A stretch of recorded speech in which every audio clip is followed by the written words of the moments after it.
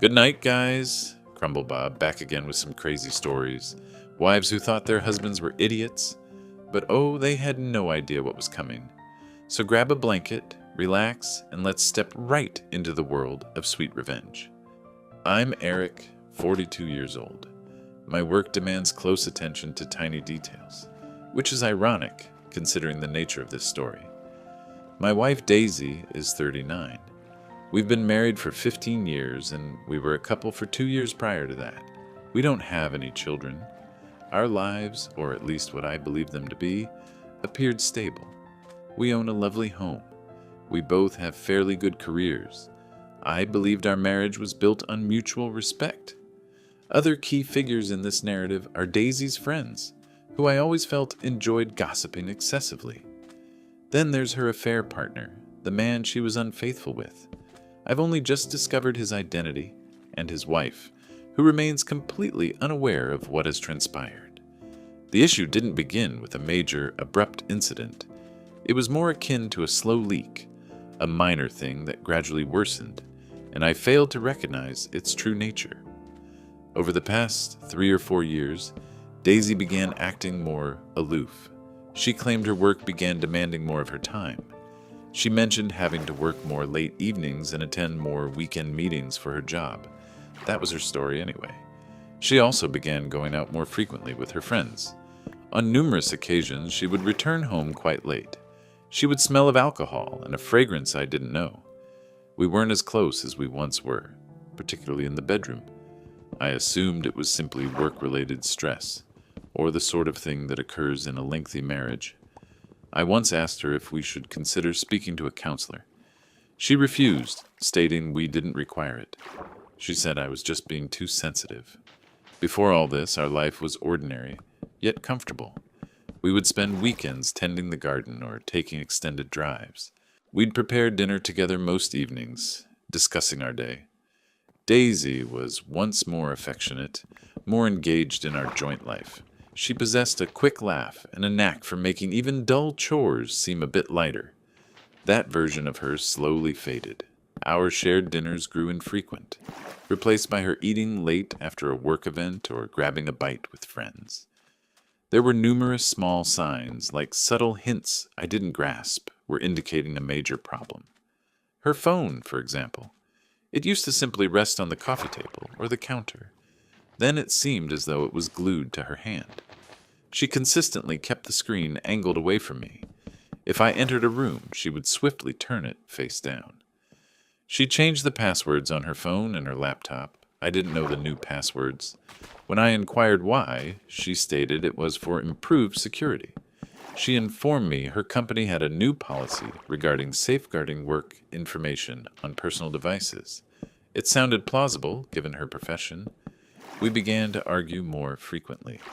Typically, she would initiate arguments over trivial matters, such as if I loaded the dishwasher incorrectly, or if she disliked the movie I chose, or even my attire.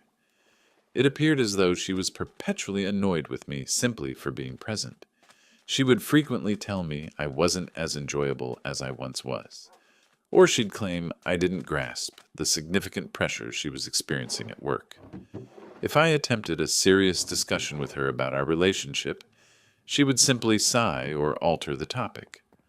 On weekends, we frequently pursued our separate activities. She would state she had arrangements with her friends. The arrangements always seemed vague, and I was never invited to join. She would assert it was girl time or that I wouldn't enjoy myself. I recall one Saturday I proposed we attend a local festival we once relished. She offered an excuse about a previous engagement with a friend, something that never came to fruition when I later inquired about it. She simply stated, "Oh, it was called off." One particular weekend, approximately a year ago, truly stands out.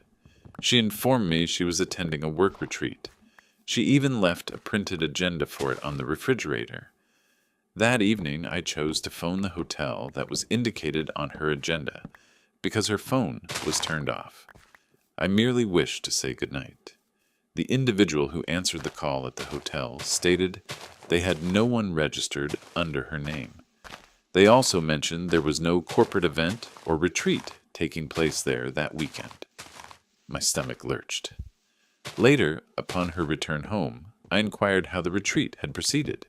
She recounted everything about the guest speakers and the workshops, providing abundant details. Once she finished, I very calmly mentioned that I had phoned the hotel simply to say hello, and that they informed me she wasn't present, and no event was scheduled. She utterly exploded. She began shouting. She accused me of not trusting her. She stated I was attempting to control her. Then she asserted there was a last-minute hotel change due to a significant plumbing issue at the initial venue. She mentioned she forgot to inform me because everything was so chaotic. Almost immediately, she displayed an email on her phone confirming a reservation at an alternative hotel. It appeared a little too flawless, as if she had it prepared just in case. I didn't press the issue. I didn't wish to believe she would fabricate such a major falsehood. Her spending also began to increase. She purchased many more new garments. She frequented costly hair salons. She acquired gifts she claimed were for her work clients or her friends. Our shared bank account indicated more funds being withdrawn for items we never discussed. When I attempted to speak with her about saving money or creating a budget, she became angry. She accused me of attempting to control her finances. She stated she earned her own income and could spend it however she wished. That was accurate. She did earn her own funds. But we had always discussed significant expenditures together previously. The moment that altered everything, the moment my world shattered, occurred approximately 3 weeks ago. It was a Tuesday evening. Daisy was in the study. She was on a video call with her friends. Normally, when she made calls, she used her headphones. But this time, I suppose she didn't connect them properly. The noise was coming from her Bluetooth speakers, which were in the kitchen. I was in the kitchen, which is also close to the study. I was fixing myself a late sandwich.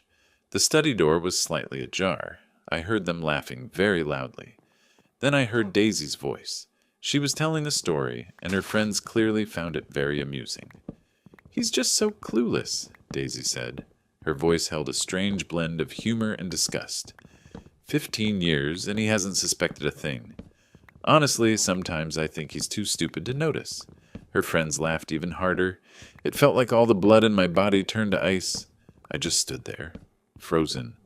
I was holding the bread for my sandwich in my hand. She didn't stop there. She went on, "Troy's amazing, you know? So attentive. It's like night and day compared to Eric. Eric just plods along, content in his little oblivious world." Then one of her friends asked how long it had been going on with this man, Troy. Little oblivious world. Then one of her friends asked how long it had been going on with this man, Troy. Daisy replied, "Oh, with Troy? It's been about 4 years quite consistently. There were a couple of others before him, you know, shorter flings, but Troy is different."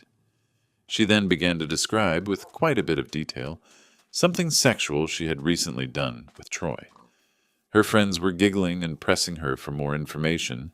She even made a joke about how she had nearly been caught a few times. But then she stated my supposed lack of awareness made it simple for her to evade detection. She also noted that Troy was married as well. She claimed that made it safer, in a sense, because he was less inclined to become too serious or demand too much from her. I couldn't bear to listen any further. I turned off the speakers and retreated from the kitchen area very softly. My thoughts were racing. For years, not merely one affair, there had been others. The woman I had spent nearly 2 decades with, the woman I believed I knew and cherished, was a complete stranger, and she plainly considered me a fool.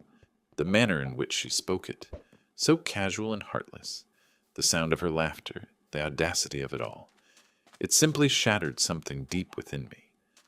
I didn't immediately feel sadness. I didn't utter a word to her that evening.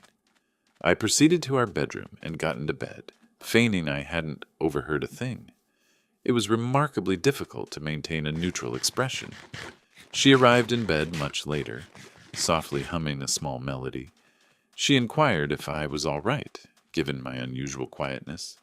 I simply stated I was fatigued from work. The following morning I arose, prepared myself, and departed from my office as on any other day. But my thoughts were not on work. The phrase, "too stupid to notice," continuously echoed in my mind. My brain, which typically ponders logical problems, was now fixated on merely one thing. She believed I was stupid. I resolved I would demonstrate to her precisely how much I could discern and how meticulously I could plan.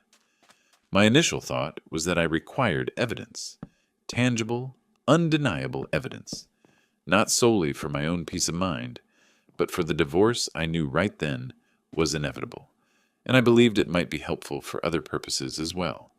I began by examining our finances. I could view all our shared bank accounts online. I also received copies of her credit card statements because we enrolled for electronic statements that go to a common email address. I established that system years ago for maintaining records, and she never bothered to alter or review it.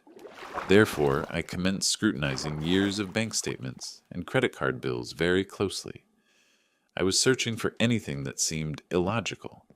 The costly spa weekends she claimed were for de-stressing by herself. The elaborate dinners at eateries I'd never visited. The hotel reservations in towns where she had no professional engagement scheduled. The costly presents she purchased. Before long, I began to discern patterns. The dates of her business trips frequently aligned with substantial payments to small, upscale hotels. I recalled I possessed an old voice-activated recorder. I acquired it when I was in university to record lessons.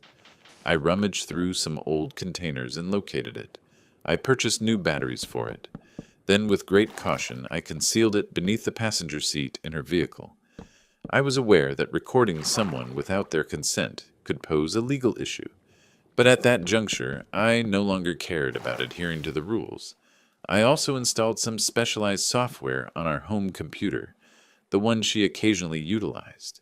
This software is engineered to locate and retrieve deleted files. I was looking for anything: deleted emails, chat messages, photos, anything whatsoever. It felt as if I had become a detective in my own life. I dedicated hours each night after she slept, or early in the mornings before she awoke, assembling the pieces. The tranquility I experienced was peculiar. It was as though my feelings had ceased, and my mind was operating like a mechanism. The initial pieces of evidence arrived swiftly. The voice recorder in her car captured phone conversations she had while driving. There were calls with Troy in which they discussed when and where they would rendezvous. They also spoke of activities they had engaged in. However, there were also calls with her companions. During those calls, she persisted in mocking me. She would boast to them about how she was handling her secret existence. Retrieving deleted files from the computer also provided me with much information. I discovered deleted emails exchanged between her and Troy, and I uncovered pictures of her and Troy together. Some depicted them simply smiling, but others were more personal. There were also photographs from vacations she had taken. She had informed me those were solitary journeys she needed to discover herself, or crucial work excursions. It was evident she possessed an entire clandestine life that was now completely revealed before me in digital documents and audio. It has now been 3 weeks since that dreadful Tuesday evening. For 3 weeks, I've been leading a deception. I've acted politely toward Daisy. I've engaged in small talk with her. Throughout this time, deep down, I've harbored this cold, controlled anger. For 3 weeks, I've been meticulously, silently, constructing my case against her. I devoted many late nights to reviewing every piece of information, making duplicates, and arranging everything. I discovered Troy's identity. I know his complete name, his residence, and his workplace. And, most critically, I verified that he is married. Daisy proved surprisingly careless with her hidden digital life once I truly began searching. She had his phone number stored in her device under a woman's name. However, the pattern of calls and messages to that number seemed suspicious. I cross-referenced the times and dates with remarks she made in the recorded conversations. I also performed some searches on social media, utilizing minor details she had allowed to slip. It all guided me directly to him. His wife's social media page displays numerous pictures of their family, smiling and appearing happy. That happiness is on the verge of being disrupted. My strategy for addressing this is not straightforward. It comprises several components, and it's crafted to exert the greatest possible impact on Daisy. Her birthday is in 10 days. I intend to make it a birthday she will never, ever forget. I have consulted with a lawyer. I located a lawyer renowned for being highly skilled and very assertive in divorce cases. We have prepared everything that is required. All the evidence I gathered, it's all assembled, meticulously arranged in a binder, and prepared for use. My lawyer was impressed by the thoroughness of the evidence. He mentioned it makes our case very strong. This is the step-by-step plan I have settled upon. 1. 2 days before her birthday, I will go to all our banks and financial sites. I will freeze all the joint bank accounts. I will also sever her access to any credit cards linked to my name or my credit. Our house is primarily in my name. It was left to me by my parents. Her name was added to the ownership documents after we married, but my lawyer feels confident about protecting this asset for me. I will take all the necessary legal steps to ensure the house's security. 2. The day prior to her birthday, I will send a package to Troy's wife. I will send it anonymously, so she won't know it's from me. This package will hold clear, irrefutable proof that her husband, Troy, has been engaged in an affair with Daisy for years. It will include copies of photos, copies of hotel receipts with both their names, and transcripts of some conversations where they discuss their affair. It will contain everything his wife needs to know the truth. 3. On her birthday, Daisy will wake up to find her financial situation in complete chaos. She won't be able to access any of our joint money. Later that same day, she will be formally served with divorce papers. The reason for divorce listed on the papers will be her adultery, and it will be supported by the substantial evidence I have collected. I will aim to ensure the papers are served to her at any birthday party or gathering she might have arranged with her friends. I am not sharing this to inquire if I should proceed or not. My decision is firm. I am going to carry it out. I am sharing this because keeping all of this confidential for these past weeks, feigning that everything is normal around her, has been incredibly challenging. The strain has been immense. I simply need a place to express it, a place where I can articulate clearly what she did to me and what I am now going to do to her in response. Yet she constructed her entire clandestine life based on the notion that I was too foolish to perceive what she was doing. I am going to derive a grim kind of satisfaction from demonstrating to her just how mistaken she was about that. Some individuals might read this and consider my plan cruel, or that I'm exceeding boundaries. I believe it's a just and appropriate response to what she did. She is about to discover that when you do certain things, there are very serious, very painful consequences. I want her to lose everything, just as I feel I've lost the happy life I believed I had with her. Thus, there isn't truly a question here that requires an answer. This is simply me recounting my story, maintaining a record. You can consider this as me documenting a meticulously planned demolition. If you have any comments or thoughts, you may share them, but I'm not going to alter my plan. I simply felt a strong need to record all of this and release it into the world before I commenced the final stages of my plan. I simply felt a powerful urge to record all of this and release it into the world before I commenced the final stages of my plan. Update 1. It has been 9 days since I posted my initial message. Her birthday is tomorrow. Everything has progressed rapidly, and thus far it has all unfolded precisely as I planned. First, I wish to express my gratitude to everyone in this online community. Reviewing all your comments and private messages, both those that offered support and even the few that critiqued me, has provided a unique form of assistance over these past difficult days. It made me feel less isolated throughout this process. Many of you requested that I clarify certain points further, so I will endeavor to do so now.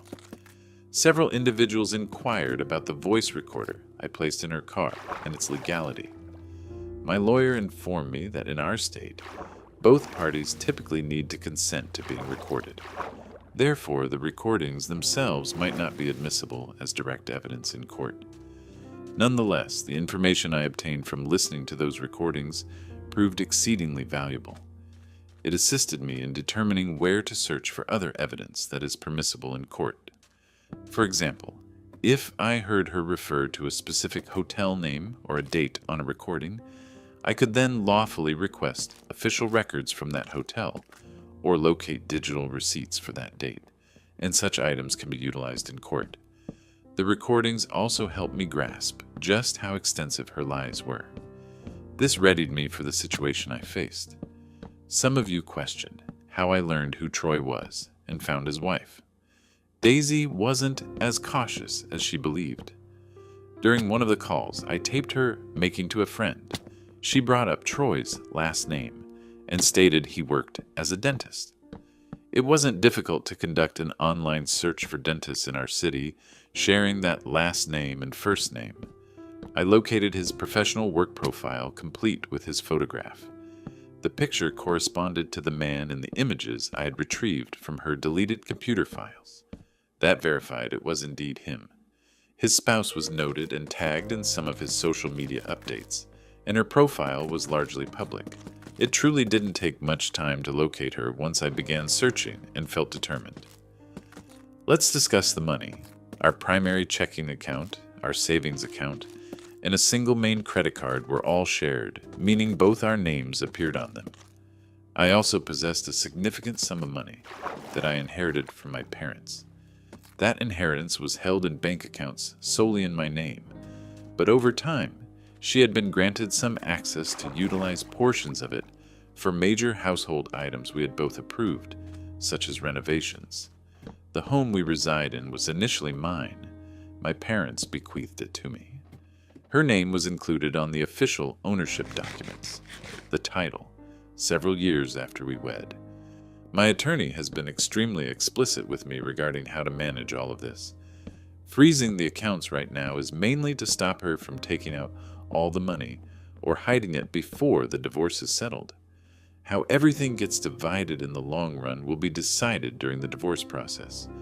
But my lawyer says her position will be very weak because of her cheating and because I have proof she spent marital money on her affairs. A few people asked why I am going to all this trouble. Why not just divorce her quietly and move on? The answer to that is in the words she herself used when she was talking to her friends. Too stupid to notice. It was such a humiliating thing for her to say. Even though she said it to her friends, it felt very public to me. The disrespect was huge. A quiet divorce would feel like I was letting her get away with that insult, with that complete lack of respect. This isn't just about ending our marriage. It's a direct answer to her thoughts for me.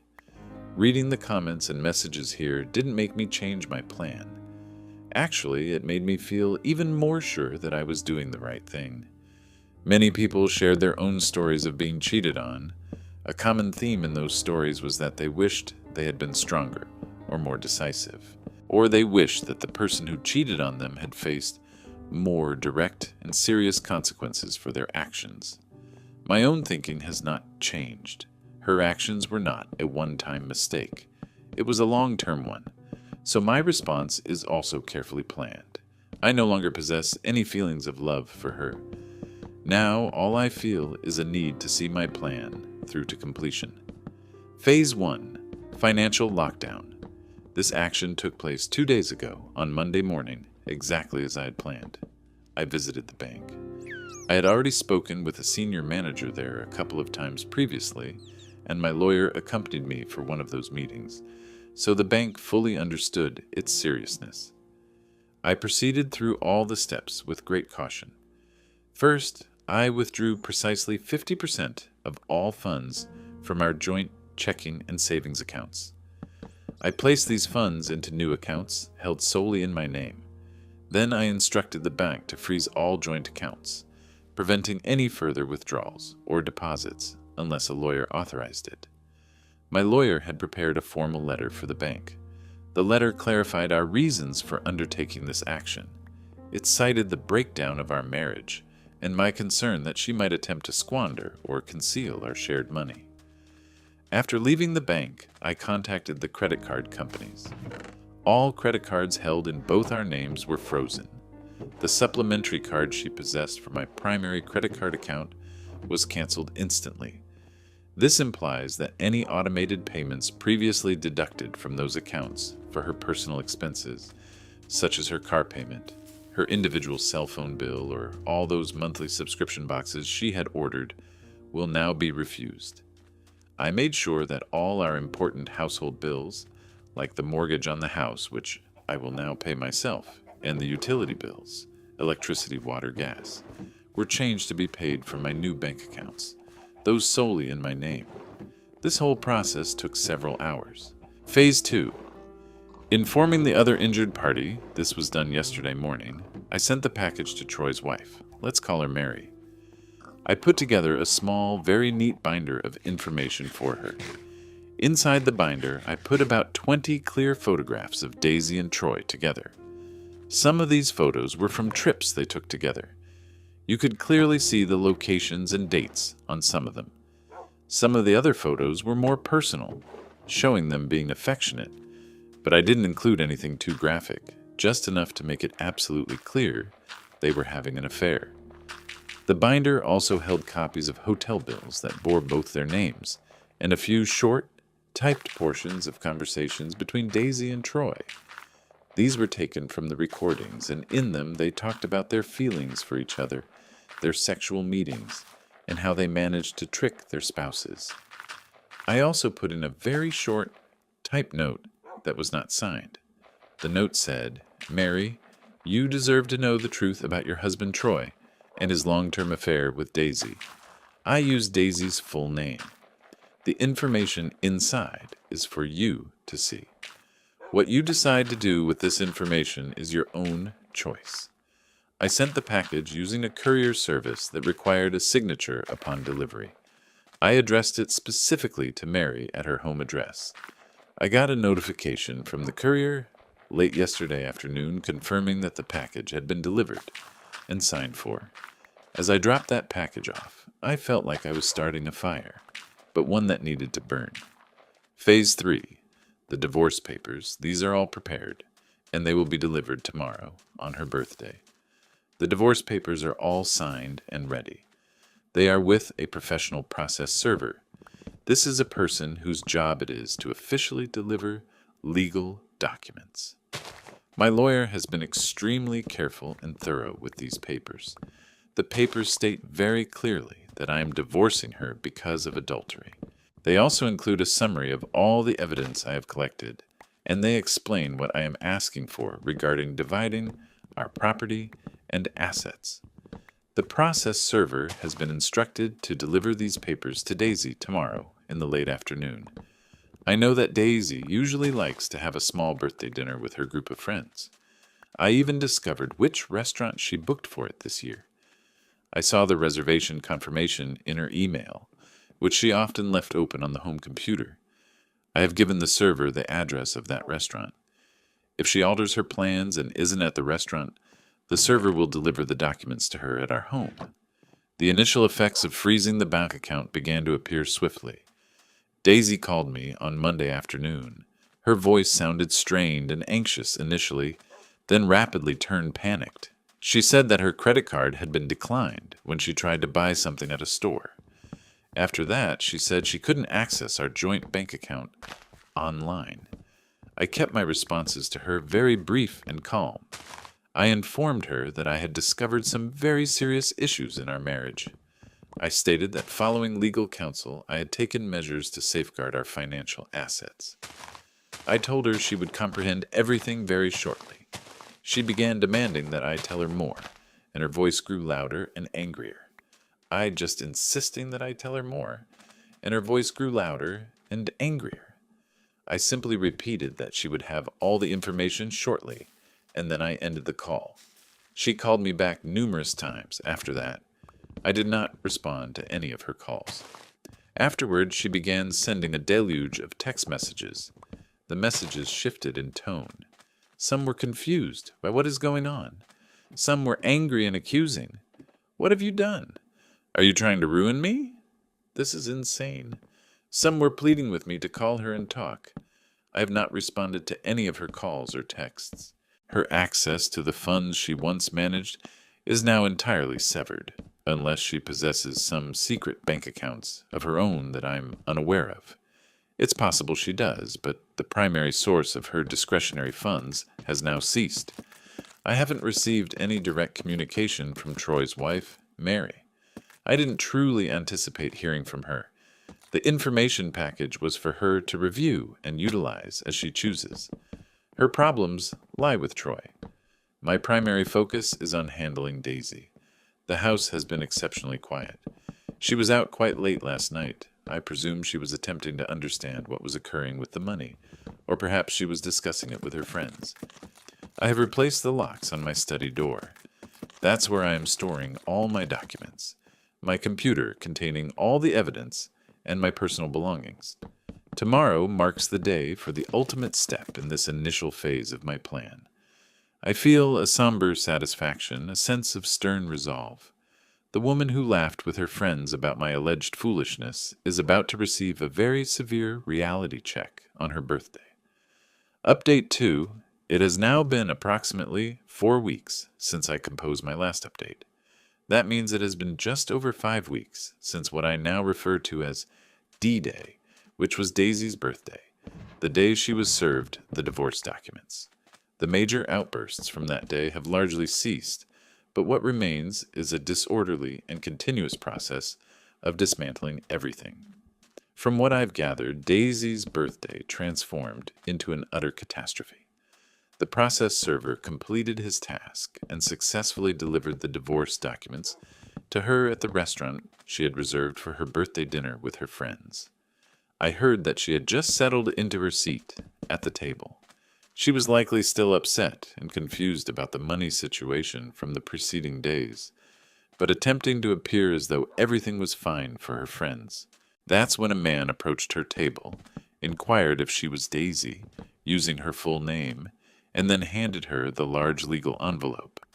Her friends later informed some mutual acquaintances, who naturally were eager to relay all the dramatic specifics to others. What transpired next? They said Daisy opened the envelope, read a few lines, and her face turned completely ashen. Then she apparently began to shriek. Not just crying, but actual screaming. She tossed the documents onto the floor. She started yelling at the process server, blaming him for destroying her life. After that, she grew completely hysterical, weeping and yelling without restraint. The manager of the restaurant had to request that she and her friends settle their bill and depart. Her friends tried to calm her down, but they said she was beyond listening to anyone. One of her friends even called me and left a long, angry voicemail. Within the message, the friend shouted at me for being cruel and heartless. She proceeded to detail how Daisy had utterly collapsed. The days following her birthday were filled with Daisy's increasingly desperate efforts to reach me. She must have called me dozens of times every day, from her own phone number, then from blocked or unknown numbers, and even from her friends' phones. I also got countless emails, text messages, and voicemails from her. The tone of these messages was always shifting. Sometimes she was furious, threatening to make me pay for this. Other times, she was crying and apologizing, pleading for us to just talk.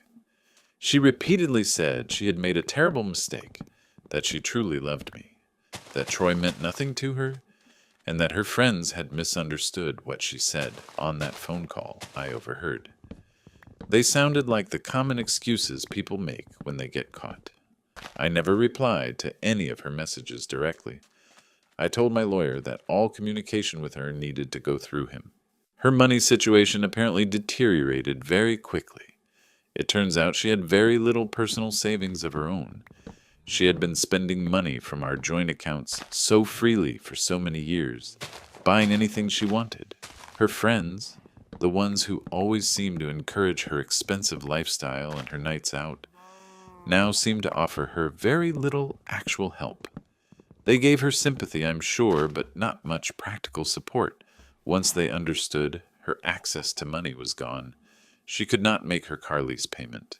The car, a fairly new model she was quite proud of, was repossessed by the lease company a few days ago. She also had to move out of our house around 2 weeks ago. My lawyer pushed through an initial legal agreement that stated she had to leave, especially given her behavior and her lack of any money to fight it immediately. The house is now my sole responsibility, and I fully intend to retain it. I heard from a mutual acquaintance that she is currently staying with one of her friends, but it's a temporary arrangement, and the friend is already growing tired of having her there. After about a week of me completely ignoring all her calls and messages, and after she began to realize just how serious the situation was, getting official letters from my lawyer, having no money, and no access to the house, she did something quite extreme. She actually appeared at my office building. She entered the main lobby and began causing a loud scene. She was yelling my name, demanding to see me. She was shouting that I had taken her life and ruined her. Security guards had to arrive and escort her out of the building. My colleagues who witnessed it were quite shocked. Then around 2 weeks ago, something even more serious occurred. One of her closer friends telephoned me. She sounded extremely panicked. She informed me that Daisy had been drinking heavily for days. During a very emotional and distraught phone call to this friend, Daisy had apparently uttered things about wanting to end her own life. Then she had cut her wrist superficially. The friend immediately summoned emergency medical help. Daisy was brought to the hospital. They treated her minor injury and placed her under psychiatric observation. The doctors concluded it wasn't a life-threatening injury, but it was an obvious sign that she was completely breaking down and not coping at all. I ensured my lawyer was informed about this incident immediately. I experienced no emotional reaction to this news about Daisy. My sole action was to instruct my lawyer to obtain all the official reports and document this event as part of our current divorce case. It plainly showed her present state of instability. She was discharged from the hospital after being kept for 72 hours.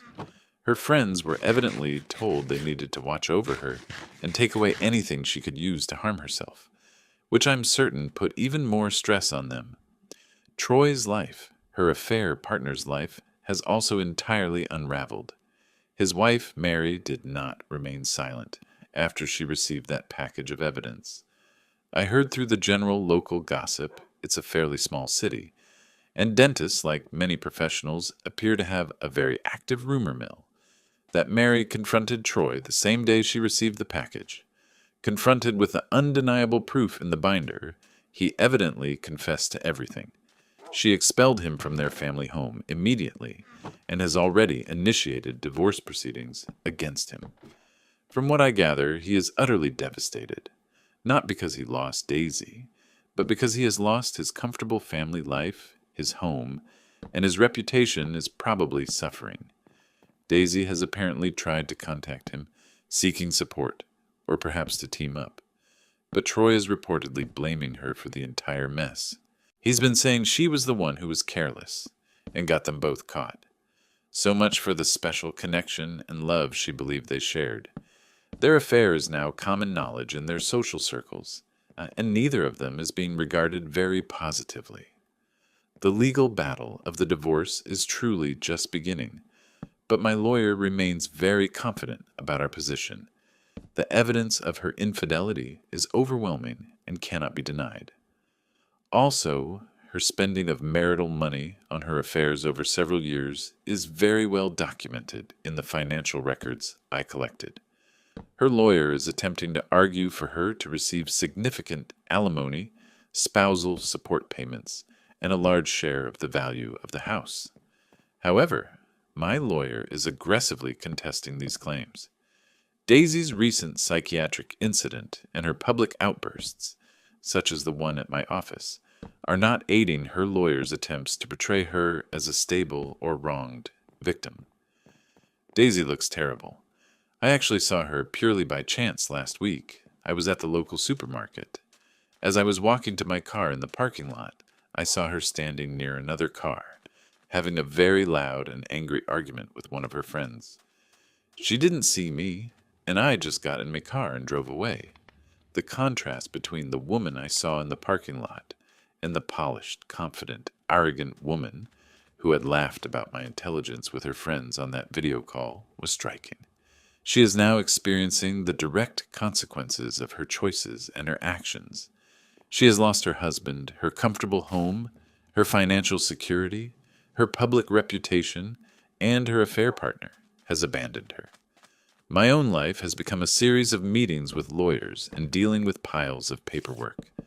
But underneath all that stress, there is a quiet, cold satisfaction.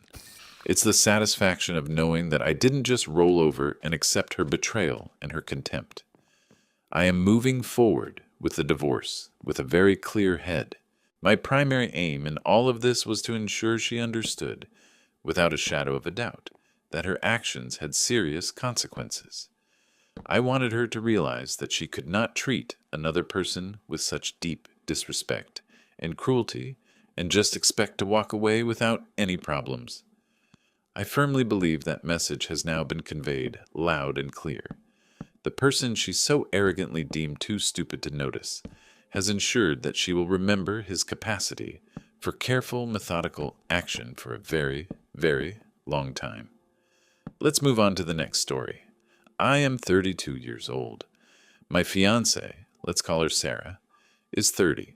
We had been together for 5 years, engaged for the past 10 months. We lived in an apartment we leased together. Wedding planning was in full swing. We had set a date for roughly 8 months from then. Most of the primary vendors were booked, deposits already paid. The heart of this situation centers on a series of actions and a particular incident that caused me to make some drastic choices. I am writing this to outline the chain of events as they unfolded. We maintained a joint savings account set aside as our wedding fund. Over the previous year and a half, we had gathered $75,000 in it. Contributions came from both our salaries, although a greater percentage originated from my income since I earned considerably more. I was the primary account holder for this savings account, a detail that became significant later. The initial point of disagreement, which I now only recognize as a major indicator, concerned the engagement ring. It was a ring she selected, something she claimed to love. Following the proposal, she wore it constantly for the initial month. Then I observed she wasn't wearing it when she went to her office job. Her position is client-facing. When I inquired about it, she stated that wearing an expensive ring seemed unprofessional in her particular work environment. She said it might make clients or colleagues see her differently, or that it could draw unwanted notice to her hand when she was giving presentations or taking part in business talks. I didn't quite grasp her reasoning, as many professionals wear engagement or wedding rings, but I at first agreed with her explanation. A few weeks later, the explanation changed a bit. She then claimed that her relationship status was her personal matter, and she didn't believe she owed her colleagues or clients that information through a visible sign such as a ring. She said her work performance should be the only thing they focus on. This explanation created a little more tension. I pointed out that being engaged was typically viewed as a positive life event and not something to be deliberately hidden in a professional setting unless there were particular security worries, which her firm did not have. She was very firm, asserting her choice and comfort were what counted in her workplace. This pattern continued. She would put the ring on when we went out on weekends or for social gatherings away from her job, but never to her office. Sometimes she would forget to wear it even on weekends, and I would have to remind her, which she would dismiss as a simple oversight. I observed she also became more protective of her phone. She always had a passcode, which is normal, but she started positioning it away from me more noticeably if a notification appeared while we were together. She also began bringing up a specific male co-worker more often. Let's call him Chad. The mentions were usually about work projects they were collaborating on, or humorous things he supposedly said during team meetings.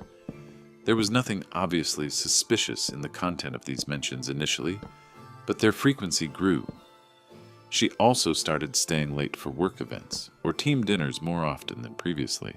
When I would ask for specifics, she would give vague descriptions, just a team gathering or networking with a client. These explanations were often short. On a couple of occasions, I had offered to pick her up, but she refused, saying she would get a lift with a colleague or take a taxi. The wedding planning itself was also becoming a source of some stress, though I attributed it to the typical pressures of organizing such an event. Sarah was very particular about certain elements of the wedding, the venue, the photographer, her dress, all of which were among the priciest choices. I had voiced worries about the rising budget, suggesting we could find more modest alternatives for some things. She maintained that the wedding was a once-in-a-lifetime event, and she wanted it to be flawless. Considering the $60,000 we'd saved, she felt we could afford her selections. I agreed with most of her preferences, wanting her to be happy and to steer clear of constant arguments about planning details. The deposits for several of these high-end vendors were paid from the wedding fund, totaling around $15,000. The situation reached a critical point 3 days ago. It was a Tuesday evening. Sarah was supposedly at a late work meeting that she claimed would involve dinner with a prospective new client and some of her team members, including Chad. She had left for work that morning again without wearing her engagement ring. Around 9:30 p.m., I was browsing through Instagram. A mutual acquaintance, someone who knows both me and Sarah, but is more of a professional contact of hers, had shared an Instagram story. This acquaintance was also at the event Sarah was attending. The initial few clips of the story were harmless. Group shots of people at a restaurant, some food pictures. Then there was a brief video clip, perhaps 15 seconds long. In the video, the camera swept across a booth. Sarah was in the shot, sitting directly on Chad's lap. They were not merely casually sitting. Her arm was draped over his shoulder. Her head was tilted very close to his, and they were both laughing. He had one hand on her waist, quite high up, almost on her side. She was leaning back against him, and at one moment in the brief clip, she playfully touched his face with her free hand. The setting did not appear to be a formal client dinner. It appeared to be a bar. It was dimly lit, and music was audible. There were other colleagues around, some of whom I recognized from her earlier work social media posts, and they all appeared to be in high spirits. The caption on the story from the person who posted it was something like "Team letting loose." Right after that clip, the same acquaintance posted another photo, a still image this time. It was a selfie Chad had taken, and Sarah was in it, cheek to cheek with him, both making playful faces.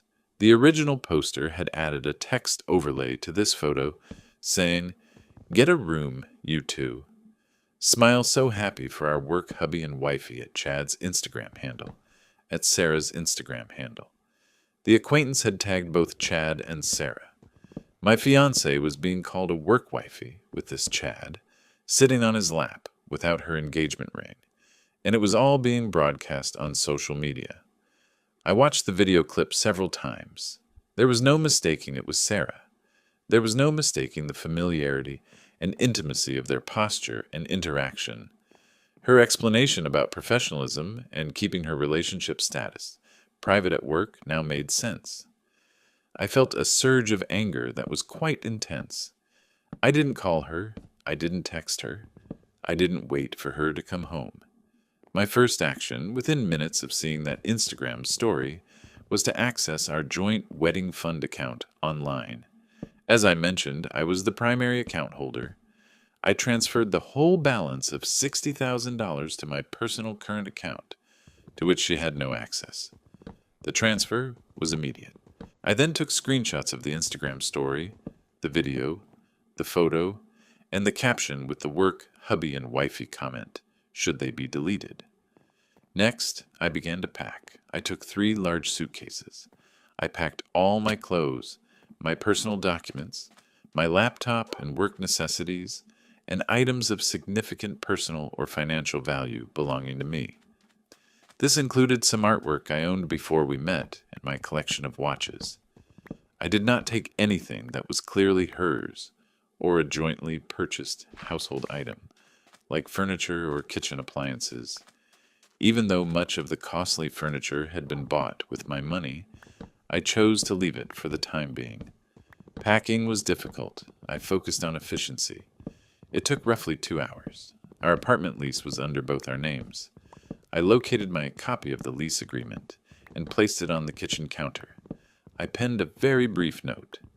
The note read, "Sarah, I saw the Instagram story. I have withdrawn the $60,000 from the wedding fund. Every penny. I've moved out. Don't contact me. The keys are on the counter." I put my set of apartment keys beside the note. I then called a 24-hour moving service, one specializing in small, immediate moves. I told them I needed to move several suitcases and a few boxes from my apartment to a secure storage unit right away, and then I would need a ride to a hotel. They arrived within the hour. I showed them my packed belongings. As they loaded my belongings into their van, I made one final sweep of the apartment to ensure I hadn't forgotten anything critical. I left the apartment with the movers at around 1:30 a.m. I had them take my belongings to a storage facility I had found online quickly. I paid for 3 months of storage in advance. From there, I had them drop me at a hotel in another part of the city. I checked in with my own credit card. Sarah usually got back from these late work events between 11 p.m. and 1 a.m., or even later. Considering the time, she was probably still out or on her way back when I left. I didn't want a confrontation. I wanted my actions to be clear and unmistakable before any conversation happened. Once in the hotel room, I put my phone on silent.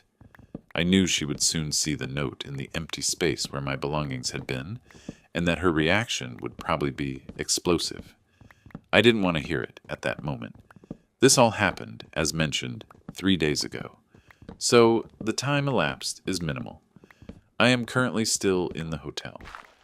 The outcome of this initial phase is that I have physically left the situation and secured the money meant for a wedding that I now view as a complete sham. I haven't spoken to Sarah. My phone has truly been flooded with missed calls and text messages from her, beginning around 2:30 a.m. the night I left, presumably when she arrived home and found my note. There have also been calls and messages from her mother and sister. I haven't listened to any voicemails or read any of the messages in detail. I've only glanced at the sender notifications. The present situation is that I have effectively ended my engagement and cohabitation with Sarah, without any direct verbal communication with her, since discovering the Instagram story. I have taken what I believe to be decisive action to safeguard my financial and emotional well-being. My dilemma isn't really about whether I did the right thing for myself. I feel strangely calm and resolute about the actions I took concerning moving out and securing the funds. My reason for postings? More to document this, to put it into words. Perhaps it's a way of processing the sheer speed at which a 5-year relationship and an impending marriage can seemingly fall apart, due to such a clear betrayal of trust. Her behavior with the ring, the excuses, the late nights, and then the visual confirmation of her conduct with Chad, all indicate a consistent pattern of disrespect and deceit. The public nature of the Instagram story, and the fact that her colleagues appear to be aware of or even encourage this work hubby, wifey dynamic, is particularly brazen and hurtful. I'm not asking if I am the asshole, as I don't believe I am in this particular sequence of actions. My actions were a direct response to hers. I guess I'm sharing this to see if others have experienced such clear disrespect from a partner, especially so close to a significant step like marriage, and maybe to hear how such situations played out for others after the first breakup. What types of responses or additional problems did you face from the ex-partner or their friends and family? I anticipate this isn't the end of the situation with Sarah, considering the wedding plans and the money. Update 1. Thank you to everyone who read my original post and provided comments and messages. I read many of them. Many of you requested details on specific aspects, and many shared similar experiences, which, in an unusual manner, has been informative.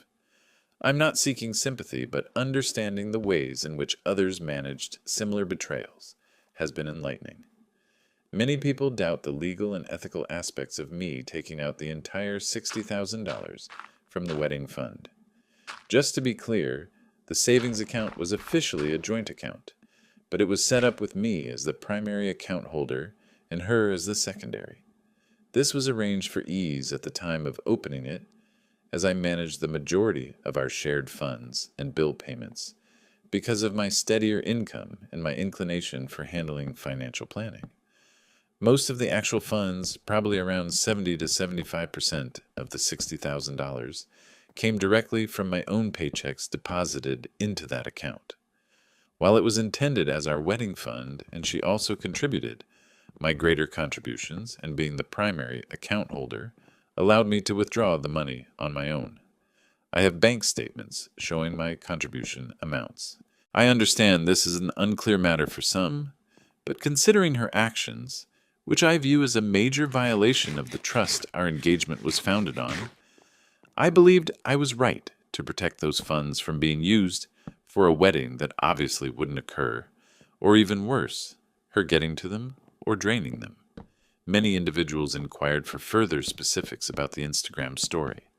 The coworker who posted it is someone Sarah described as somewhat of a gossip, so it's not completely unexpected that they would share something like that.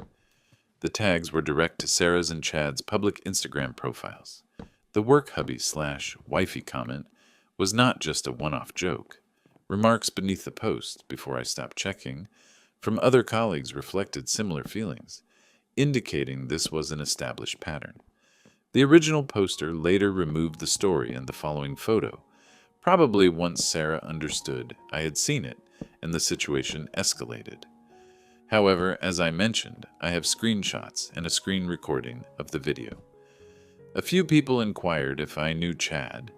I had met him once for a very short time at a company holiday party more than a year back. He seemed like a typical office worker. Sarah had never suggested any special bond with him other than being on the same team and sometimes collaborating on projects, until she started mentioning him more often lately. A few comments recommended I should have confronted her. I considered this. However, considering past disagreements over much minor issues, I expected any confrontation to turn into gaslighting, denial, crying, and efforts to place blame on me or my lack of faith. I chose to avoid that anticipated drama. My actions were my confrontation. Reading the comments and thinking over the last week has not changed my mind about my fundamental choices. My determination has, if anything, strengthened. The absolute audacity of her actions, made worse by the ring problem and the justifications, makes it obvious to me that the person I thought I was going to marry either isn't real or was a carefully built pretense. I did what had to be done to remove myself from a harmful circumstance. I've spent some of the past week talking with an attorney to grasp the legal ramifications concerning the lease, the money taken out, and the annulled wedding agreements. I have remained in the hotel for now. I have started the search for a new apartment for myself. I have not had any direct contact with Sarah. My phone remains on silent for her number and her family's numbers. I have blocked her on all social media platforms. Her attempts to reach me were many and desperate in the first few days. I got numerous calls, voicemails, and a flood of text messages. Her sister and mother also phoned and messaged many times. From what I could tell from the message previews before I stopped checking them completely, her first texts were confused. Where are you? What's going on? Then panicked. The money is gone. Why would you do this? Then angry and accusing, you can't just steal our money. You're ruining my life. I did not respond to any of them. Through my attorney, I sent a formal notice to Sarah about my plan to end the lease on our joint apartment, and detailing a suggestion for splitting any leftover shared belongings, although there isn't much of great worth that I left and would dispute.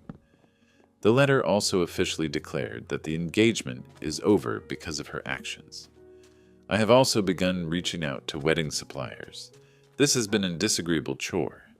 Most of the deposits are non-refundable, which adds up to a considerable loss, about $15,000 in total, so far from the full $75,000. This is a monetary blow I am ready to take as the expense of finishing things. My attorney suggested that since many agreements were in both our names, she is equally responsible for any cancellation charges. But I am not, at this point, going after her for half of these forfeited deposits. I am concentrating on a clear separation.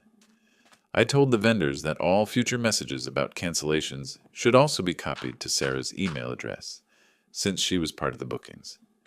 Sarah's response, seen from afar, has been precisely what I expected, and it appears to confirm her irrational and self-absorbed viewpoint. Following the lawyer's letter, which was sent by registered mail and email, she apparently stepped up her attempts to make contact, not with remorse, but with demands and threats. Her mother called my mother. I had pre-warned my parents about the situation, so my mother was prepared. Sarah's mother apparently accused me of abandoning Sarah, stealing her wedding money, and being cruel and unstable. She demanded that my mother make me see sense and return Sarah's money and fix things. My mother calmly stated that I am an adult, that she trusts my judgment, and that this was a matter between me and Sarah, and that perhaps Sarah should reflect on her own actions. Sarah's mother reportedly became abusive, and my mother ended the call. Sarah herself, in an email she sent to my work email address, which I had not blocked yet, but have now, is claiming that the Instagram story was a drunken mistake and a misunderstanding. She wrote that Chad is just a friend, and that I am overreacting massively and acting like a psycho. She demanded I return the money immediately so she could continue planning her wedding. She actually used those words, her wedding, as if it would proceed without me. She also threatened to sue me for the money, for slander, and for emotional distress. Her tone was not apologetic, but rather indignant and demanding. She wrote that I had no right to unilaterally decide to ruin everything over one stupid photo and video. There was no recognition of the ring issue or the wider pattern of conduct. I also heard through a former mutual friend who contacted me, more supportive of my perspective, that Sarah is sharing a vastly different account of what happened. In her version, I apparently became excessively jealous and controlling lately, that I disapproved of her having male friends, and that I suddenly left and took the wedding funds to punish her for having a typical work-social life. There is no mention of her sitting on laps, the physical closeness, or the work-wifey remarks in the story she is spreading. She is portraying herself as the victim of an erratic partner. This friend also mentioned that Chad has been very quiet and is keeping his distance from Sarah at work since the situation became more widely known within their office. Apparently, Sarah created a scene at work when she couldn't reach me, and others began asking questions. The apartment rental agreement is also growing complex. She is refusing to consent to end the lease, probably out of malice or because she can't afford the rent by herself and doesn't wish to relocate. My attorney is managing this. So the immediate result is that Sarah isn't reflecting. She is deflecting and attacking. This validates my choice to avoid direct contact was the right one. The aspect of watching her life fall apart, as mentioned in my original post's private thoughts, is perhaps less about a real collapse yet, and more about the unraveling of her plans and her entitled expectations. She expected a grand wedding, funded mostly by me, and a continued life where her actions had no consequences. That expectation has certainly collapsed. Update 2. It has been 3 months since I initially posted about finding out about my then-fiancée Sarah's behavior and my subsequent actions. A good deal has occurred, and the situation has kept developing, mostly in a predictable but still frustrating way. Sarah's life, from what I can gather, has not improved. My decision to maintain no direct contact has been crucial. After her initial onslaught of calls, texts, and the angry email, followed by her mother's intervention, her attempts to contact me directly have lessened, though not entirely ceased. I still receive occasional voicemails, which I delete without listening, and I had to block a new number she tried. The main point of contention became the apartment lease and the cancellation of wedding vendors. Concerning the vendors, most of them have now handled the cancellations. The total sum of lost deposits amounted to just under $17,000. As mentioned, I covered this from the $75,000.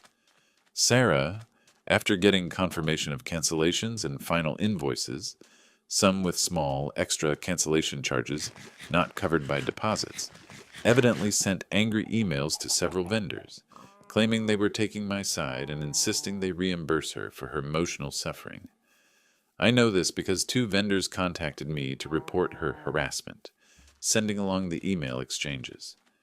Her reasoning appeared to be that because I canceled, she was the wronged party and deserved compensation.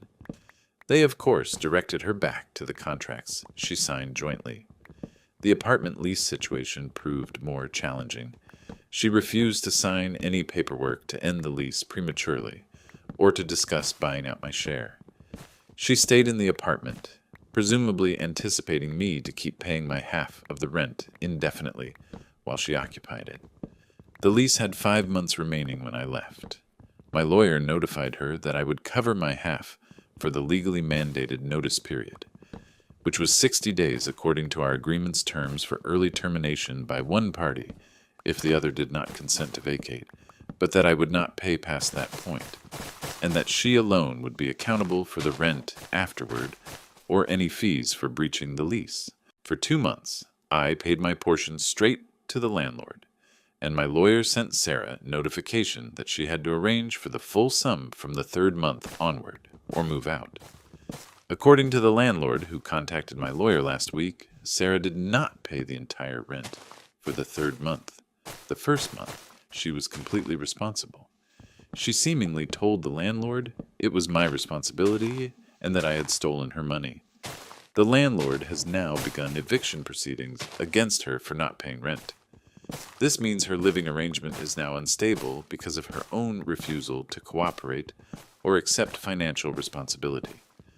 I learned from the same mutual acquaintance who earlier provided me with information that Sarah's work circumstances have also become uneasy. Her account of events about me being controlling and jealous seemingly didn't fare well once details of the Instagram story, which some colleagues had seen and saved before it was deleted, and her work Wi-Fi dynamic with Chad became more broadly discussed. Chad, it appears, entirely distanced himself from her once the drama began. My lawyer examined it and replied, detailing my legal stance, reaffirming the reasons for ending the engagement, with copies of the Instagram evidence attached, and offering a detailed account of my contributions to the wedding fund compared to hers. My lawyer also responded with a counterclaim that if she desired to pursue the issue of funds, we would then need to thoroughly examine all wedding-related costs, her contributions compared to mine for shared living costs during our time living together, and that I would then seek reimbursement from her for her portion of the lost deposits and all expenses related to breaking the lease because of her imprudence. The $60,000 stays entirely with me. Once the $17,000 in lost deposits is subtracted, I have $43,000 remaining. My lawyer is certain that her demand for the entire sum, particularly the part that was clearly my funds, is feeble, considering her behavior. The claim for breach of promise to marry is outdated and seldom succeeds when there is clear justification, which my lawyer feels we possess. He presumes her lawyer's letter is mainly a show of strength, an effort to determine if I will propose a settlement to get rid of her. We have answered firmly that no such agreement will be offered beyond an honest tally of her actual contributions to the particular wedding fund less her portion of any shared responsibilities, like supplier cancellation charges, should she wish to pursue that official path of accounting. We have not received a reply since my attorney's response was sent 2 weeks ago. Regarding my personal life, I have obtained a new apartment. I moved in a month ago. It's smaller than the old place. The process of unraveling any lingering shared accounts or bills is nearly finished. I've been concentrating on my job and recreating a routine. The first anger has faded into a sort of tired revulsion any time I must handle a matter concerning her.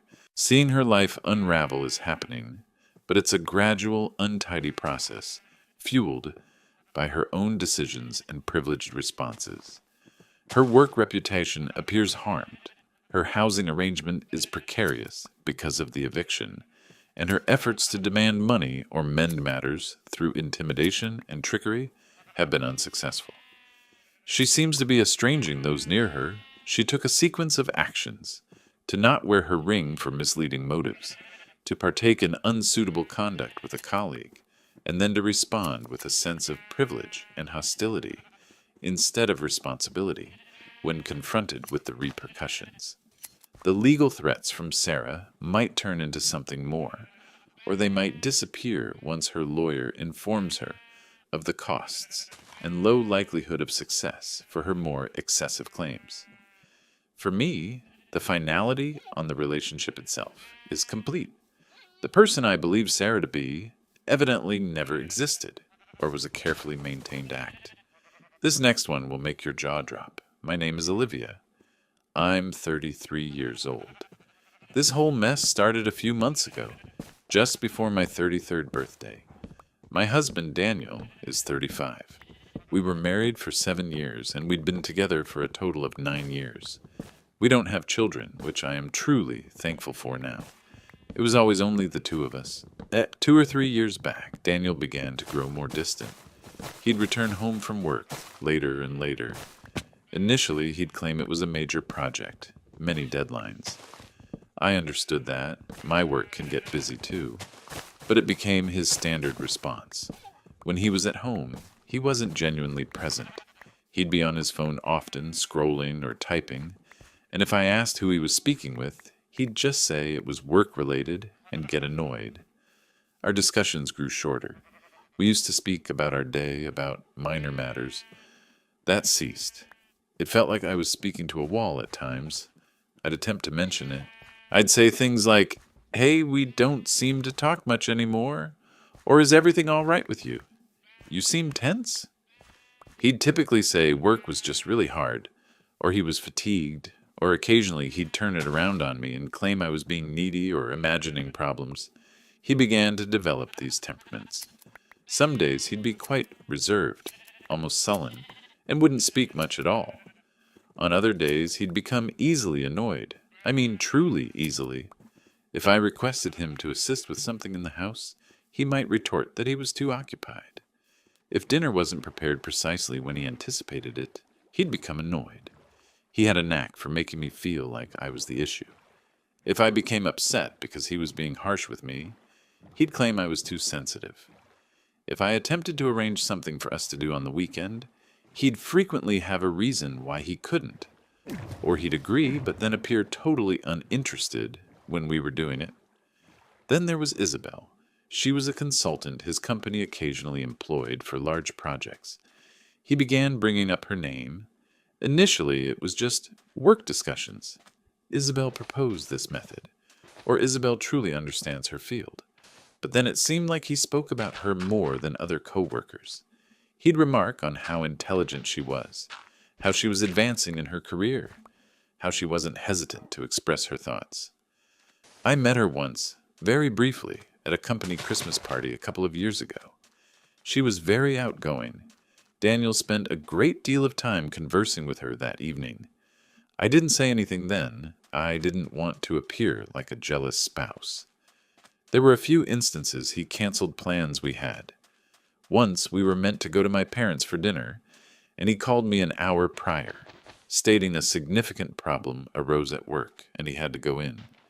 He sounded genuinely stressed, so I made excuses for him to my parents.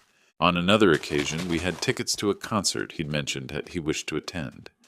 That afternoon, he claimed he was feeling unwell and couldn't go. I went with a friend instead. It was only later that I spotted a photo on a work acquaintance's social media.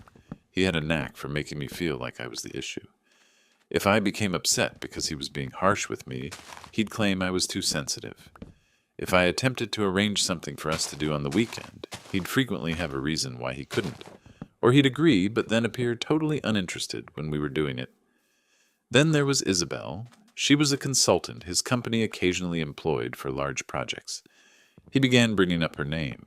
Initially, it was just work discussions. Isabel proposed this method, or Isabel truly understands her field. But then it seemed like he spoke about her more than other coworkers. He'd remark on how intelligent she was, how she was advancing in her career, how she wasn't hesitant to express her thoughts. I met her once, very briefly, at a company Christmas party a couple of years ago. She was very outgoing. Daniel spent a great deal of time conversing with her that evening. I didn't say anything then. I didn't want to appear like a jealous spouse. There were a few instances he canceled plans we had. Once we were meant to go to my parents for dinner, and he called me an hour prior, stating a significant problem arose at work, and he had to go in. He sounded genuinely stressed, so I made excuses for him to my parents. On another occasion, we had tickets to a concert he'd mentioned he wished to attend. That afternoon, he claimed he was feeling unwell and couldn't go. I went with a friend instead. It was only later that I spotted a photo on a work acquaintance's social media. It was from a team-building dinner that Daniel had asserted was a small, dull, obligatory meeting earlier that week. Isabel was in the picture, standing quite close to Daniel, both of them laughing at something. When I questioned him about it, he became very defensive. He stated it was a work dinner, that Isabel was merely a colleague, and I was being paranoid and attempting to control him. He grew so angry during that disagreement. He didn't yell, but his voice was cold and harsh. He told me I needed to trust him more and stop inventing stories in my head. He slammed his office door and remained in there for hours. He emerged later and behaved as if nothing had occurred, didn't apologize for his rage, just for the misinterpretation. His criticisms of me began to escalate around this period. Minor things initially. My cooking, which he used to say he adored, was suddenly not as good as it once was. He'd claim the house was untidy, even when I dedicated hours to cleaning. He started making remarks about how I dressed, suggesting I should put in more effort. After we'd be out with friends, he might contrast me with one of the other wives, stating she was so amusing or so captivating, implying I wasn't. It was painful, and when I informed him so, he'd say he was simply being truthful or trying to assist me. His temper also worsened. It wasn't physical towards me, but he'd break objects. One evening, we were discussing finances. He'd made some substantial purchases without consulting me first. When I inquired about it, remarking we ought to have talked about it, he accused me of pestering him. He stood up, took his dinner plate, and hurled it into the sink with such force that it shattered. He simply gazed at it briefly, then exited the kitchen. On another occasion, we had a disagreement about whether to spend a vacation with his family or mine. It became quite intense, and he ultimately went into the garage and punched a hole in the plasterboard. He returned inside later, appearing apologetic, and mentioned he was sorry, that he simply had a great deal of stress on him. He'd repair the wall, he stated. He did eventually, but the recollection of that rage persisted. Despite all this, as our 7th anniversary approached, Daniel abruptly grew much more cheerful. He declared he was arranging a massive surprise journey for us. A full month beforehand, he sat me down and presented me with a shiny travel pamphlet for Bali. He mentioned he knew things had been somewhat difficult, that he'd been stressed and withdrawn, but he wished to compensate me. He desired us to reconnect, to rediscover that spark. For those several weeks preceding the journey, he was like the former Daniel. He was considerate. He assisted with household tasks more.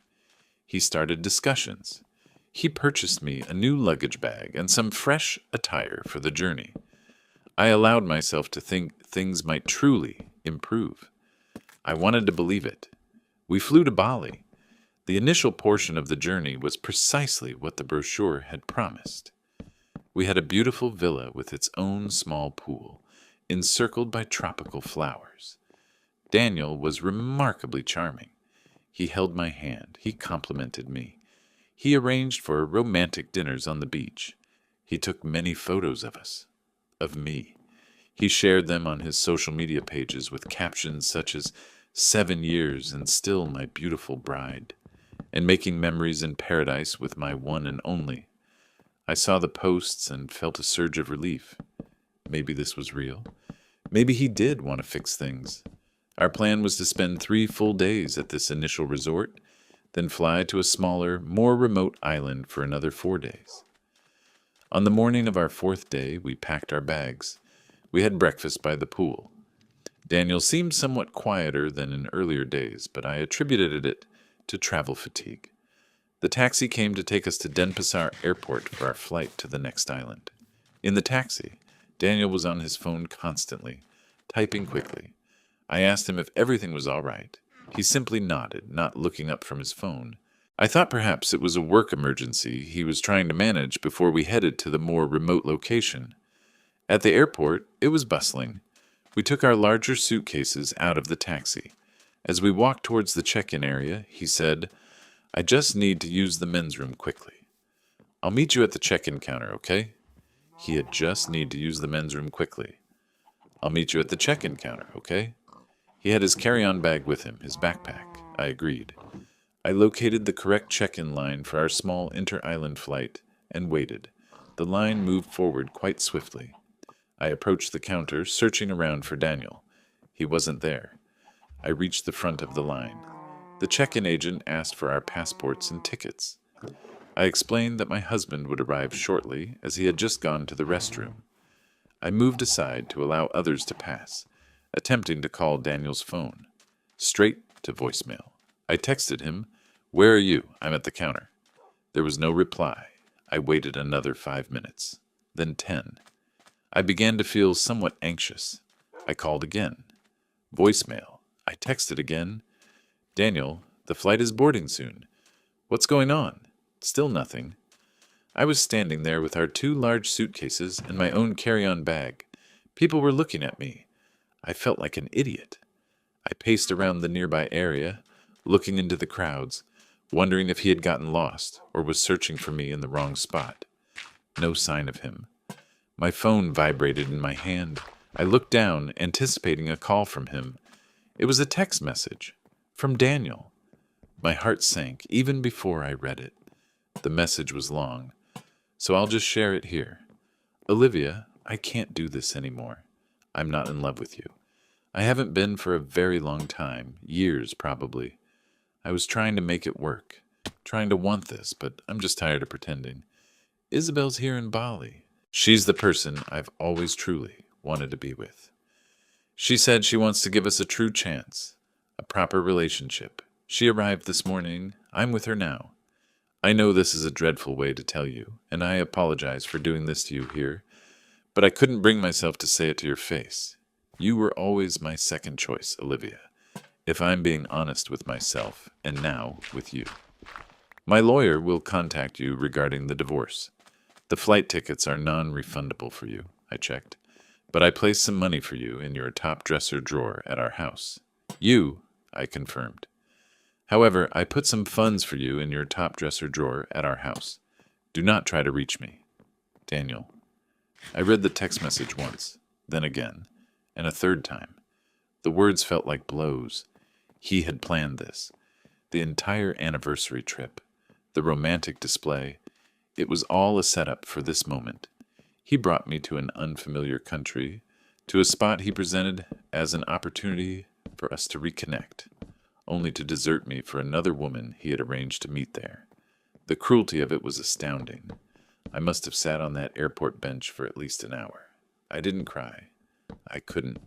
I just felt this vast, empty numbness. I was stuck. He'd even mentioned the money in the dresser drawer, like some form of payment for my trouble.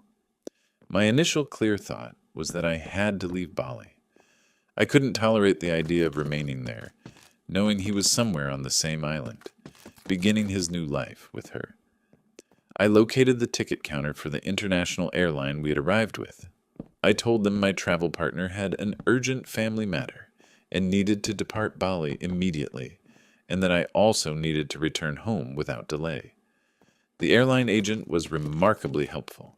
She located for me a flight departing that evening. It wasn't a direct flight. I would have a layover in Singapore, but it would return me to our home city by the following afternoon. The cost to change the ticket was substantial. I used the emergency credit card I always maintained for journeys. It consumed nearly all of the available credit. I still had approximately 6 hours before the flight. I couldn't simply remain in the main airport terminal. I rented a small day room at an airport hotel. I sat on the bed and phoned my younger sister, Megan. It was the dead of night for her back home. She answered on the third ring, sounding sleepy and concerned. I told her what happened. I simply laid out the facts. Daniel left. He is with Isabel. I am at the airport. I am returning home. I lacked the strength to be dramatic. Megan, on the other hand, was immediately enraged. She began cursing Daniel, saying she always had an uneasy feeling about him. She offered to reserve a flight and travel to Bali straight away. I told her no, there was no purpose. I simply needed her to be there when I landed. I couldn't speak for extended periods. I felt as though I was on the verge of breaking. The flight home was terrible. Hours and hours of just sitting there, the text message replaying in my mind. I didn't sleep. I couldn't eat the airline food. Its smell was sickening. When the plane finally touched down in our home city, I felt exhausted down to my bones. Megan was there, waiting just past customs. She just hugged me, and that's when I cried a little. Not for long, only a few hard sobs. Megan drove me to her apartment. I couldn't even consider returning to the house Daniel and I had shared. The house where he was likely expecting me to show up, defeated, and find his pity money. The thought of that envelope of cash made me feel ill. I stayed with Megan for 3 days. She was amazing. She let me talk when I wanted, and be silent when I didn't. She made me eat. She screened my calls because Daniel's family began calling, probably wondering where he was or what was going on, as I imagined he hadn't told them the full story. On the second day, I contacted a lawyer. Megan had a friend who had gone through a difficult divorce, and she recommended her lawyer. I made an appointment for the next day. My lawyer listened to my whole story. I showed her the text message from Daniel. She read it carefully. Then she told me, quite directly, what my rights were and what the process would be. She said the text message was very clear, evidence of abandonment and adultery. Daniel, mentioning his lawyer would be in touch, indicated he was already prepared for a divorce. She advised me not to wait for his move. The next morning, Megan joined me at the house. We went when we knew Daniel was typically at work, assuming he had even bothered to return from Bali on his scheduled flight. We found out later he and Isabel had extended their vacation. His car wasn't in the driveway. The house felt unfamiliar, as if it wasn't my home any longer. It was cold and silent. I headed directly for our bedroom, to my dresser. The envelope of cash was there, exactly as he'd mentioned. It felt like a slap in the face. I took it. My lawyer had said to collect all financial details. I took the cash and later handed it to her to be recorded as part of the marital assets. I packed everything. I took anything that was undeniably mine before the marriage, or presents given specifically to me. Megan assisted me in carrying boxes and suitcases to her car. We filled it up. I photographed with my phone every room in the house, the furniture, the overall state of things, exactly as my lawyer had suggested. I went to the bank and opened a new account in my name only. I then pulled out precisely half of the funds from our joint savings and checking accounts and placed it into my new account. My lawyer had told me this was allowed and recommended. I left the bank statements indicating the withdrawals on the kitchen counter, where he would discover them if he ever came back. It's now been 3 months since that day at Denpasar Airport. I never went back to live in that house. With Megan's help and some financial assistance from my parents, To cover the deposit and first month's rent, I found a small 2-bedroom apartment in a different part of the city. The day after I moved my essential belongings out of the marital home, my lawyer officially served Daniel with divorce papers. We filed on grounds of adultery and desertion. The text message was Exhibit A. Daniel didn't contact me directly after he was served, not at first. His social media, which I looked at once or twice out of a morbid need to see, showed him and Isabel looking very happy. Lots of pictures of them in Bali, then back in our city, at nice restaurants, on weekend trips. He had captions such as, "Finally found my true happiness," and "Living my best life with my amazing woman." He was served the divorce papers at his office. His lawyer contacted mine. There was some initial bluster from their side. His lawyer tried to claim that I had deserted him by moving out of the marital home and clearing out half the joint accounts. My lawyer quickly shut that down, pointing to the date of his text message, his admission of being with another woman, and his explicit instruction for me to leave. His claim of desertion was ridiculous. The text message made my case very strong. Everything changed about 2 weeks ago. The tone from Daniel's lawyer suddenly became much softer. He started asking my lawyer if there was any chance of mediation, or if I might be open to discussing a reconciliation. He said Daniel was profoundly regretting his actions and was distressed. This was a total reversal, and it made no sense, considering Daniel's previous behavior and his public displays with Isabel.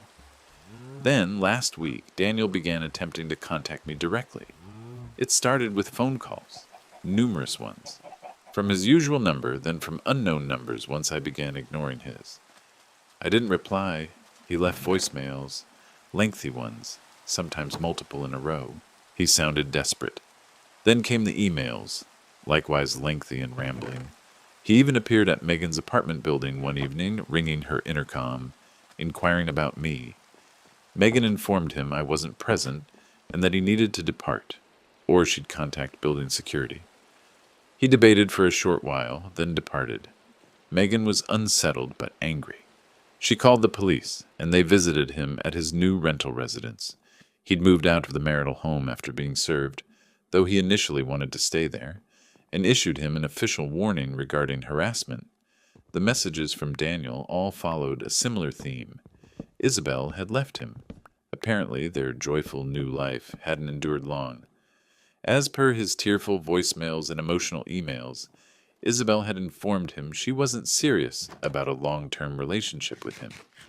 He said she misled him, relished the complimentary Bali trip and the costly gifts he'd purchased for her, and then, after roughly 2 months, she returned to a former boyfriend of hers. He mentioned Isabel informed him he was being too intense, too needy, and that he was suffocating her. He even said she called him pathetic before she departed. Currently, Daniel is claiming he made the worst mistake of his entire life. He states he loves me, only me, and he always has. He asserts he was confused and vulnerable, and that Isabel manipulated him and took advantage of his midlife crisis, his exact words. He's pleading with me to stop the divorce. He states he'll do anything I ask, go to therapy, go to couples counseling, quit his job if I want, sell his golf clubs, anything to get me back. He sounds utterly desperate. His messages swing between pathetic pleading and then bursts of anger when I don't reply. He's accused me of being cold and heartless. In one particularly unsettling voicemail, he said he couldn't live without me, and that if I didn't agree to at least talk to him, he didn't know what he would do to himself, that his life had no meaning anymore. This was new. He'd had angry outbursts before, broken things, but never this kind of talk about self-harm. My lawyer is very clear. Continue with the divorce. Do not engage with him, and if his harassment persists, we'll get a restraining order. Megan says he's a loser who got dumped and now wants his comfortable safety net back. She states he doesn't love me. He just hates being alone and facing the mess he made. I have absolutely no intention of reconciling with him. The divorce is moving forward. That is not why I'm posting. I'm not inquiring if I should even consider taking him back. That door is shut, locked, and barricaded. My query pertains to how to handle his present behavior. He's evidently not stable. He has begun appearing in the parking lot of my office building. He merely sits in his car. He hasn't attempted to approach me there, but I notice him when I depart for the day. It's making me quite uneasy. My lawyer states a restraining order is the best legal strategy. However, he appears to be spiraling. I don't want him to truly harm himself, as terrible as he has been, and I also don't want his actions to generate more issues for me, or prolong this even further. What's the optimal way to get him to cease these behaviors without speaking to him directly, and without inadvertently giving him any false notion that I might change my mind, or making him even more unstable? Update 1. Firstly, I want to express gratitude to everyone who took the time to read my story and provide advice in the comments. I reviewed all of them, and it was good to know I wasn't alone in believing his behavior was quite inappropriate. Many of you shared comparable experiences, which was saddening to read, but also made me feel less isolated. Your direct advice was extremely helpful. I want to clarify a few matters that people inquired about. 1. The restraining order concept. Many of you stated I should obtain a restraining order at once. My lawyer and I were already discussing this before I posted. Spotting him in my work parking lot was the final straw. We submitted the documents right after I posted my initial message, and it was approved by a judge last week. So yes, that's complete. It means he is legally obligated to keep his distance from me, my apartment, and my workplace.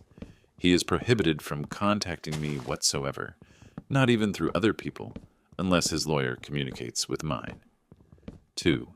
His past conduct. Some people asked if he had ever behaved this erratically previously. As I mentioned in my first post, he always had a somewhat volatile temper. When he failed to get his way, he could become quite sullen or experience angry outbursts, like breaking that plate or striking the garage wall. He could also be rather manipulative emotionally, attempting to induce guilt in me if I didn't agree to his wishes. The Bali abandonment, though, that was an entirely different degree of cruelty. The current discussions regarding not being able to live without me and implying self-injury commenced solely after Isabel ended their relationship. He never behaved in that manner when he held the power or when he was terminating our relationship. This new behavior appears to be his response to forfeiting control of the situation and truly having to confront repercussions for what he did. 3. Concerning Isabel, I frankly don't possess much additional information concerning Isabel, and I don't genuinely care either. Daniel said in his messages that she exploited him and returned to her former partner. That is his account. Whether it's true or not alters nothing for me. Peculiarly, she rendered me a service. Her actions made Daniel's true colors quite clear. 4. Regarding the cash in the dresser, I noted he left cash. I gave the entirety of it to my lawyer. She officially documented it as part of the financial matters we have to resolve in the divorce. I didn't want to handle it. It felt like tainted money. After reviewing all the comments and discussing matters once more with my lawyer and my sister Megan, it became quite apparent that speaking to Daniel or responding to him in any manner would be a poor idea. Numerous individuals mentioned that any attention, even negative attention, would simply embolden him. He would likely distort anything I said to imply that a possibility still existed for him, or he'd use it as an excuse to continue reaching out to me. His present conduct is solely centered on him and his issues. He's not genuinely remorseful for what he did to me. He's sorry that his plan with Isabel backfired on him, and now he's alone. The things he said about self-harm seemed like an attempt to compel me to react, to make me responsible for his feelings again. I'm not succumbing to that. The fact that this desperate conduct commenced solely after Isabel left him rendered it clear it wasn't about me or us. Therefore, considering all of that, I adhered to the strategy of complete silence and letting the lawyers manage everything. 1. No contact. I have not responded to any of his calls, messages, or emails. I've blocked every new number he has attempted to use and every new email address. It's like playing whack-a-mole, but I'm becoming proficient at it. This was also before the restraining order. The restraining order was served. As I mentioned, it had been approved. A professional process server delivered the official documents to Daniel at his apartment. He now officially understands he must keep his distance from me and cease all contact. 3. Record keeping. Prior to the restraining order being issued, I maintained a meticulous log of every instance he attempted to contact me. I saved all the voicemails, difficult as they were to hear, and took screenshots of his calls and texts. I also took photos from my office window when he was parked in his car in the lot, making note of the dates and times. My lawyer possesses copies of all this. This evidence was instrumental in getting the restraining order approved so swiftly. Daniel did not respond favorably to being served with the restraining order. He could no longer contact me directly, as that would constitute breaking the law, but he certainly made an effort. The evening he received the documents, he apparently attempted to call my phone over 20 times. My call blocker app displayed all these attempts. All of them went directly to digital silence on his end. Subsequently, he sent a very lengthy, abusive email to my lawyer, which, incidentally, also violates the restraining order's rule against indirect contact, and she is pursuing legal action regarding it. In this email, he called me numerous names, including cruel, heartless, and vindictive. He stated I was attempting to ruin his life. He asserted he was entirely falling apart, and that the restraining order represented the final nail in his coffin. He expressed disbelief that I would do this to him after everything we had shared, conveniently overlooking that he was the one who ruined it all. He also, quite strangely, accused me of being the manipulative one by exploiting his moment of weakness and desperation against him to secure the order. The day after he was served, he was not in my work parking lot. That brought a considerable sense of relief. However, my lawyer received a call from his lawyer later that day. His lawyer sounded utterly exasperated. He informed my lawyer that Daniel had a complete breakdown in his office upon realizing the gravity of the restraining order. Daniel's lawyer stated that Daniel became highly agitated, started yelling about how his life was over, made some ambiguous threats about ending it all because he had nothing and no one left, and then abruptly left the lawyer's office. Several hours after that, Daniel's sister called his lawyer in a panic. Then she called my lawyer, equally frantic. Apparently, Daniel had called his sister, told her he'd ingested a bottle of pills, and that he could no longer cope, and then disconnected the call. This, of course, triggered a huge panic. His sister called 911. Paramedics and police responded to Daniel's apartment. It proved to be yet another dramatic episode. He had not consumed a bottle of pills. The paramedics found an empty aspirin bottle overturned on his coffee table, and Daniel himself was, according to their official report, which his lawyer eventually shared with mine, probably to try and make Daniel seem both dangerously unstable and somehow worthy of pity in the divorce, heavily intoxicated by alcohol and highly emotional, but medically stable and in no immediate physical danger. Because of the statements he'd made about the pills, he was taken to the hospital for a psychiatric evaluation as a standard procedure. He was kept overnight and then released the next morning. My lawyer told me all of this in a very factual, calm way. She reminded me that Daniel's actions are his own responsibility. She said that while the situation was dramatic and concerning, it was also possibly another attempt to manipulate me, to make me feel guilty, or to disrupt the divorce process. She is actually using this incident and the official reports from it to further support our case that he is unstable and that the restraining order is absolutely necessary. So that's the latest. He hasn't tried to contact me directly since he was served and since his big pill scare drama. The divorce is still moving forward. His behavior has definitely added a lot of stress to an already awful situation, but it hasn't changed my mind about anything. I'm still done. Update 2. It's now been about 9 months since Daniel abandoned me in Bali. It's been 6 months since I wrote my last update here. He expressed disbelief that I would do this to him after everything we had shared, conveniently overlooking that he was the one who ruined it all. He also, quite strangely, accused me of being the manipulative one by exploiting his moment of weakness and desperation against him to secure the order. The day after he was served, he was not in my work parking lot. That brought a considerable sense of relief. However, my lawyer received a call from his lawyer. Later that day, his lawyer sounded utterly exasperated. He informed my lawyer that Daniel had a complete breakdown in his office upon realizing the gravity of the restraining order. Daniel's lawyer stated that Daniel became highly agitated, started yelling about how his life was over, made some ambiguous threats about ending it all because he had nothing and no one left, and then abruptly left the lawyer's office. Several hours after that, Daniel's sister called his lawyer in a panic. Then she called my lawyer, equally frantic.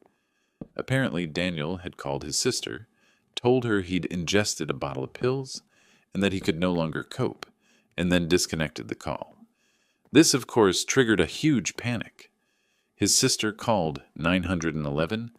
Paramedics and police responded to Daniel's apartment. It proved to be yet another dramatic episode. He had not consumed a bottle of pills. The paramedics found an empty aspirin bottle overturned on his coffee table, and Daniel himself was, according to their official report, which his lawyer eventually shared with mine, probably to try and make Daniel seem both dangerously unstable and somehow worthy of pity in the divorce, heavily intoxicated by alcohol and highly emotional, but medically stable and in no immediate physical danger. Because of the statements he'd made about the pills, he was taken to the hospital for a psychiatric evaluation as a standard procedure. He was kept overnight and then released the next morning. My lawyer told me all of this in a very factual, calm way. She reminded me that Daniel's actions are his own responsibility. She said that while the situation was dramatic and concerning, it was also possibly another attempt to manipulate me, to make me feel guilty, or to disrupt the divorce process. She is actually using this incident and the official reports from it to further support our case that he is unstable and that the restraining order is absolutely necessary. So that's the latest. He hasn't tried to contact me directly since he was served, and since his big pill scare drama. The divorce is still moving forward. His behavior has definitely added a lot of stress to an already awful situation, but it hasn't changed my mind about anything. I'm still done. Update 2. It's now been about 9 months since Daniel abandoned me in Bali. It's been 6 months since I wrote my last update here. The divorce was finalized 3 months ago. It's official. I'm no longer married to Daniel. The restraining order is still active, and for the most part, Daniel has actually been adhering to it, at least regarding not contacting me directly or approaching me.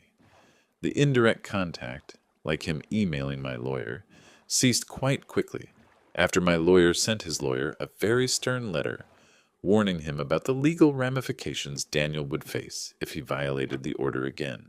Getting the divorce finalized wasn't easy, however. Daniel, acting through his lawyer, contested every minor detail. He attempted to argue that he should receive more than half of the funds from the sale of our house. He asserted that because he was the primary breadwinner for a few years early in our marriage, which wasn't even true.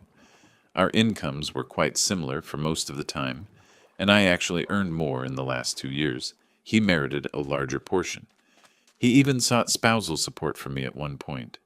His lawyer filed a claim stating Daniel was experiencing severe emotional distress and was unable to focus on his work due to the divorce, and because Isabel had rejected him, thus I should compensate him. The judge dismissed the claim almost immediately, especially after my lawyer presented the evidence of his abandonment in Bali, the text message where he called me his second choice, and all the documentation regarding his harassment that led to the restraining order. Ultimately, all our shared assets and property were distributed in line with our state's laws, resulting in a largely equal division. Our house was sold, which brought me immense relief. I wished for no further connections to that place or the memories within it. I received my share of the proceeds, which helped me feel a little more secure financially.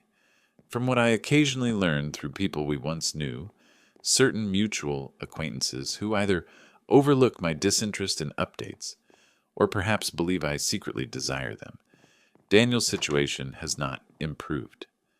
After Isabel left him, he apparently attempted dating other women, but nothing lasted more than a couple of dates. Individuals state he complains incessantly to anyone willing to listen. He tells them I was unfair in the divorce, that Isabel exploited him and broke his heart, and that he's simply a victim of bad luck and bad women. There were also reports that he was consuming a great deal of alcohol after his aspirin incident and the mandatory psychiatric assessment, but I possess no direct evidence of that, nor do I pursue it. I wish to express my gratitude once more to everyone on this subreddit. Having the ability to articulate my narrative and share it, and to receive feedback, genuinely assisted me in structuring my thoughts and emotions throughout a highly tumultuous and distressing period. It felt as though I was not shouting into an emptiness. I do not believe there will be further updates from me concerning this specific saga. The legal bonds are severed, the restraining order has been enacted, and I intend never to willingly engage with Daniel again. Now, on to a story that will leave you speechless. I'm still reeling as I put this down. 3 days back, my entire life fell apart, and I'm trying to understand what occurred by writing it all out. It's tough to even type this. I never imagined I'd be one of those guys sharing their relationship catastrophes on Reddit. I'm using Mark and Sarah as our names, since those appear to be the standard fake names on this sub, and I'm worried about anyone we know linking this to us. Even though the situation is so wild, I'm quite sure anyone present would recognize it instantly.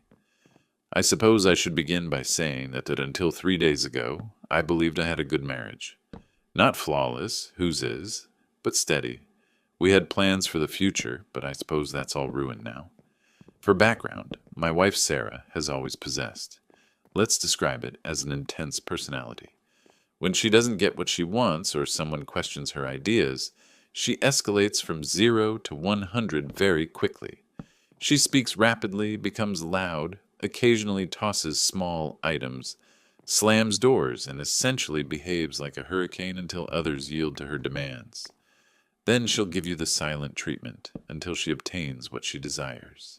I've tolerated this for years because I loved her, and honestly, I simply grew accustomed to accommodating her to prevent conflict. I know how that appears. Believe me, I do. But you understand how it is. You don't perceive the water warming up until you're already scalding. After 10 years together, I developed all these coping strategies, all these methods for attempting to maintain tranquility. I'd learned to anticipate her moods, to spot the initial indications of an impending storm, and to do all I could to de-escalate it before it erupted. I should provide a few instances before I reach the primary incident, just so you grasp what I was handling throughout these years. 3 years prior, we were planning some significant renovations on our home. Nothing overly elaborate, modernizing the kitchen, redoing the main bathroom, that sort of thing. We'd been saving for it for years, and I was eager to finally make our residence feel more like ours instead of simply the starter home we purchased. Sarah assumed control of the project immediately, which was acceptable to me as she's always had a keener sense of design. But then she chose a contractor she favored without conducting any comparative shopping. She simply decided this individual was the one based on a single meeting where he apparently completely won her over. When I reviewed their estimate, which was significantly beyond our budget, I observed some warning signs. The schedule appeared far too optimistic. They were asserting they could gut and rebuild our entire kitchen in around 2 weeks, which anyone who's ever undertaken renovations understands is absurd. Moreover, the materials section was suspiciously imprecise. Simply premium countertops and high-quality cabinetry without any precise details, regarding brands, models, or even materials. I'd encountered sufficient renovation horror stories on Reddit to realize this was a formula for catastrophe. So I mildly proposed we obtain a couple more estimates for comparison. I wasn't accusing her of making a poor decision. I simply believed it was the sensible approach for such a significant investment. Well, you would have thought I'd proposed we burn the house down. She immediately lost her temper. She began yelling that I was undermining the project, that I didn't trust her discretion, and that she would manage everything herself. She claimed I was always this way, always discovering flaws in her concepts, always attempting to make her feel foolish. Then she stormed out and subjected me to the silent treatment for 2 days. 2 entire days of her behaving as if I were invisible in our own home, all because I suggested obtaining multiple quotes for a major house renovation. I eventually convinced her to get a second opinion, primarily by leaving renovation horror stories open on my laptop where she could accidentally view them. We ultimately did get a second quote, and lo and behold, the initial contractor was vastly overpriced with an impractical timeline. The second company highlighted numerous problems the first individual had overlooked. Sarah chose the second company, but never admitted she was mistaken or apologized for her outburst. She merely acted as if the whole argument never occurred and proceeded as if selecting a second contractor had been her intention from the start. I was so relieved we weren't being swindled that I didn't press the issue, just added it to the mental tally of battles not worth fighting. On another occasion, roughly 18 months ago, we were organizing our yearly vacation. It was my turn to choose the destination. We'd always alternated, a system that had served us well. We had previously discussed an outdoor activity, perhaps a cabin near a national park with excellent hiking paths. We both enjoy nature, or so I believed. Sarah had always appeared to have a good time on our previous hiking excursions. We would spend our evenings by the campfire, sipping wine and conversing for hours beneath the stars. Those were, in fact, some of my most cherished recollections of our relationship. I'd been researching possibilities for months, accumulating a full folder of bookmarks on my laptop. Reasonably priced cabins near Yosemite, guided hiking tours, even a service that would deliver gourmet meal kits to our cabin so we could cook together without having to organize everything ourselves. I was truly enthusiastic about it, continually dropping subtle hints about my plans, and Sarah seemed engaged, asking questions and appearing eager for it. But then unexpectedly, she arrived home one day holding a travel magazine. She had read about some opulent resort in the Caribbean, featuring private plunge pools, personal butlers, and who knows what else. Abruptly, that's where we were headed, even though it was significantly over our agreed vacation budget, like 3 times what we intended to spend. When I reminded her about the outdoor plans I'd been developing for months, and delicately brought up the budget concern, she exploded, began shouting that I was intentionally being difficult and attempting to deny her experiences everyone else enjoyed, claimed all our friends went on lavish vacations, which wasn't true, and that I was shaming her by being thrifty, also incorrect. I'm simply prudent with our funds. She tossed a decorative cushion across the room, toppling and shattering a picture frame holding our wedding photo, which now, in retrospect, seems symbolic, and announced the outdoor excursion was off. She stated she'd book the luxurious hotel herself if I insisted on being such a spoilsport. Then she slammed our bedroom door with such force a painting dropped from the wall and gave me the silent treatment for hours. I wound up sleeping on the sofa, and when I attempted to discuss it the following morning, she behaved as if nothing had occurred. The following day, she reserved the resort, charging it to our joint credit card before I could protest further. I didn't argue against it because what was the use? Her mind was already set, and I knew from past experience that continued opposition would only result in days or weeks of strain and passive-aggressive remarks. We stayed at the luxurious hotel. It was pleasant, I suppose, but I couldn't relish it, knowing its cost and the way we got there. This cycle recurred repeatedly throughout our marriage. I'd question or object to something, she'd have a theatrical display, give me the silent treatment, then proceed to do whatever she pleased regardless. I typically just expressed my views calmly, watched her erupt, then ultimately agreed to her plans, because it was simpler than facing the repercussions. Our friends often quipped about how Sarah was in charge in our relationship. They'd nudge me and remark things such as, "Happy wife, happy life, right, Mark?" And I'd join in their laughter because what other option was there? Confess that I was scared of my own wife's temper? That I'd fundamentally stopped attempting to be an equal partner in my own marriage because it didn't merit the emotional conflict? I now recognize how unhealthy the entire dynamic was, but as you know, when you're living through it, it merely becomes your usual state. You adjust, you adapt, you tell yourself every relationship has its peculiarities. I truly loved her, and we also shared pleasant moments, but the perpetual treading carefully, the unpredictable explosions, the feeling that my opinions and preferences always came second, it drained me over the years. I just failed to grasp the extent until it all collapsed. Now, regarding what transpired 3 nights ago, the night that shattered my marriage, and any remaining misconceptions I held about my wife's true nature.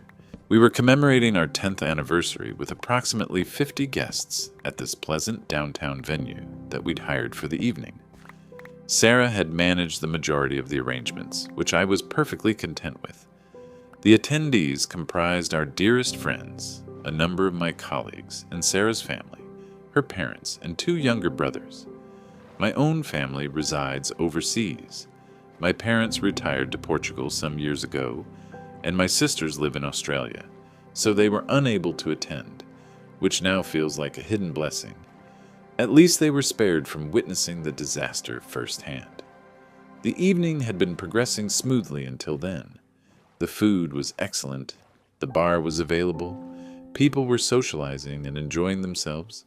A number of guests had offered brief toasts during dinner, sharing recollections and offering congratulations. Sarah appeared content, was being tender with me, holding my hand beneath the table, leaning in to murmur jokes about the speeches. After dinner concluded, I was on the verge of approaching this modest stage area to thank everyone for attending. I'd prepared a brief speech conveying my appreciation to our guests, and uttering a few kind words about Sarah and our 10 years together. But before I could ascend there, Sarah abruptly walked onto the stage with her boss, David. I had no clue he was even attending the party. He hadn't been on the guest list we'd talked about.